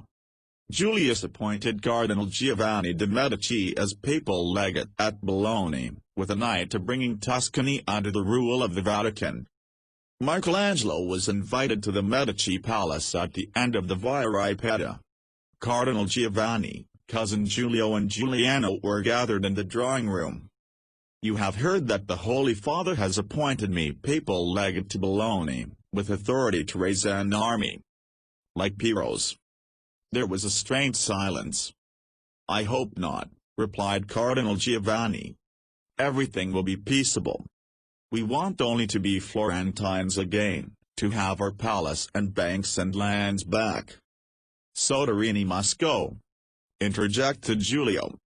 "Is that part of the plan, Your Grace?" "Yes. Pope Julius is outraged at Florence, and determined to conquer it.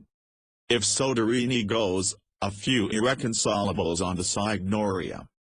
Who is to rule Florence in Soderini's place?" He tried to keep down his rising emotion. "Giuliano." Michelangelo looked across the room to Giuliano, saw the color mount in his cheeks. The choice seemed a stroke of genius, for Giuliano, now 32, tall, with a slight beard and mustache, said to have weak lungs, yet to Michelangelo's glance seeming robust. Giuliano was close to Il Magnifico in mind, spirit and temperament. He had put in years of disciplined study, tried to prepare himself in the image of his father. He was handsomer than Lorenzo, though his nose was long and flat, his large eyes heavy-lidded, and had inherited most of Lorenzo's finest qualities, a gentle soul, with a touch of wisdom in him, and no violence. He had a reverence for art and learning, a deep love for Florence, its people and traditions.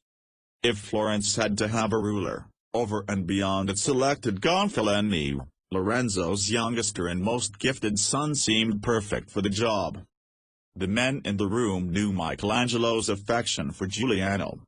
They did not know that a fifth person was present, standing in his robes of office in the center of the floor, his long homely face, wobbly nose, bland eyes and yellow-streaked white hair all corporeally present for Michelangelo, Piero Soderini, elected lifetime Gonfaloniere of the Republic of Florence. Looking down at his cracked and paint-stained nails, Michelangelo asked, "Why have you told me this?" "Because we want you on our side," replied Cardinal Giovanni. "You belong with the Medici. Should we need you?" He threaded his way as through the eye of a needle to the Piazza Navona, took a series of right angles to the Piazza Venezia, then went down the street of the ancient Roman forums with their scattered columns standing upright, and entered the Colosseum, brightly lit in the full moonlight, for 1,000 years Rome's quarry for home builders needing hand-hewn stone. He climbed to the topmost tier, sat on the parapet of the gallery overlooking the vast theater from its lowest, darkest pits with its cells where Christians, warriors, slaves, animals had been herded, up to its top sections of stone seats where the multitudes of the Roman Empire had sat, screaming for battle and blood. Battle and blood, blood and battle, the phrase kept going through his mind. It seemed to be all that Italy was to know. All that he had known in his lifetime. At this very moment Julius was gathering another army to march north. If Florence resisted, the Pope would send Giovanni's troops against its walls. If Florence did not resist, Gonfaloniere Soderini would be driven out, as would all the members of the Signoria who did not consent of the loss of their independence. Now he too was being asked to become a part of it. He loved both Gonfaloniere Soderini and Giuliano de' Medici.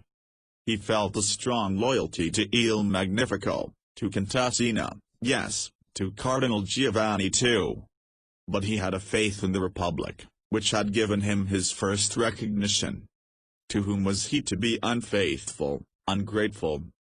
Granici would tell him, if anyone asks what side you're on, answer on the side of sculpture. Be courageous in art, and a coward in the world of affairs. Could he be? During the grey winter months of 1512, while he painted the lunettes over the tall windows, his eyes became so badly afflicted that he could not read a line unless he threw his head back sharply and held the letter or book high in the air above him. Though Julius had remained in Rome, his wars had started. His armies were commanded by the Spaniard, Cardona of Naples. Cardinal Giovanni left for Bologna, but twice the Bolognese, bolstered by the French, fought off the Pope's troops. Cardinal Giovanni never got into Bologna.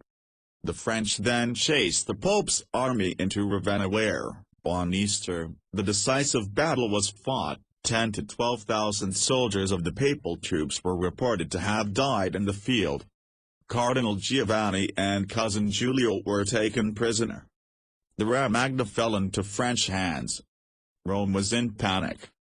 The Pope took refuge in the fortress of Sant'Angelo. Michelangelo went on painting his vault. Again the tide of fortune turned, the winning French commander was killed. The French fought among themselves. The Swiss came into Lombardy to fight the French. Cardinal Giovanni, having saved Giulio by a ruse, himself escaped and returned to Rome. The Pope returned to the Vatican. During the summer Julius recovered Bologna. The French were driven out of the country. The Spanish general Cardona, an ally of the Medici, sacked Prato, just a few miles from Florence. Gonfaloniere Soderini was forced to resign, fleeing with his family. Giuliano entered Florence as a private citizen. Behind him came Cardinal Giovanni de' Medici with Cardona's army, returning to his old palace in the quarter of Sant'Antonio near the Finzi Gate. The Signoria resigned. A council of 45 was appointed by Cardinal Giovanni, a new constitution adopted. The Republic had come to an end. During all these months the Pope kept insisting that Michelangelo complete his ceiling quickly. Then one day Julius climbed the ladder unannounced. "When will it be finished?" "When I have satisfied myself." "Satisfied yourself in what?" "You have already taken 4 full years. In the matter of art, Holy Father, it is my pleasure that you finish it in a matter of days." "It will be done, Holy Father, when it will be done." "Do you want to be thrown down from the scaffolding?" Michelangelo gazed at the marble floor below. "On All Saints' Day I shall celebrate Mass here," declared the Pope. "It will be 2 years since I blessed the first half." Michelangelo had wanted to touch up some of the draperies and skies a secco, in gold and ultramarines, as his Florentine predecessors had done below him. But there would be no time now. He had Medici and Martino take down the scaffold. The next day Julius stopped by. "Don't some of the decorations need to be brightened with gold?" he demanded. Useless to explain that he had wanted to do this. Nor was he going to re-erect the scaffold and go back up into the vault. "Holy Father, in those times men did not bedeck themselves with gold. It will look poor?" Michelangelo planted his feet stubbornly beneath him, his teeth locked, his chin stiffened. Julius gripped his fist over his walking stick. The two men stood before the altar beneath the heavens and glared at each other. "Those whom I have painted were poor," said Michelangelo, breaking the silence. "They were holy men." On All Saints' Day official Rome dressed itself in its finest robes for the Pope's dedication of the Sistine Chapel. Michelangelo rose early, went to the baths, shaved off his beard, donned his blue hose, blue wool shirt. But he did not go to the Sistine. Instead he walked out under the portico of his house, pulled back the tarpaulin, stood ruminatively before the marble columns he had waited these 7 long years to carve.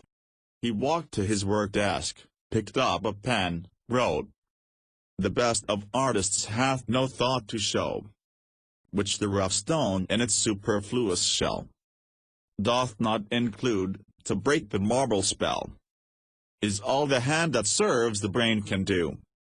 Standing on the threshold of his hard-earned freedom, disregarding his costly hose, the fine wool shirt, he took up his hammer and chisel.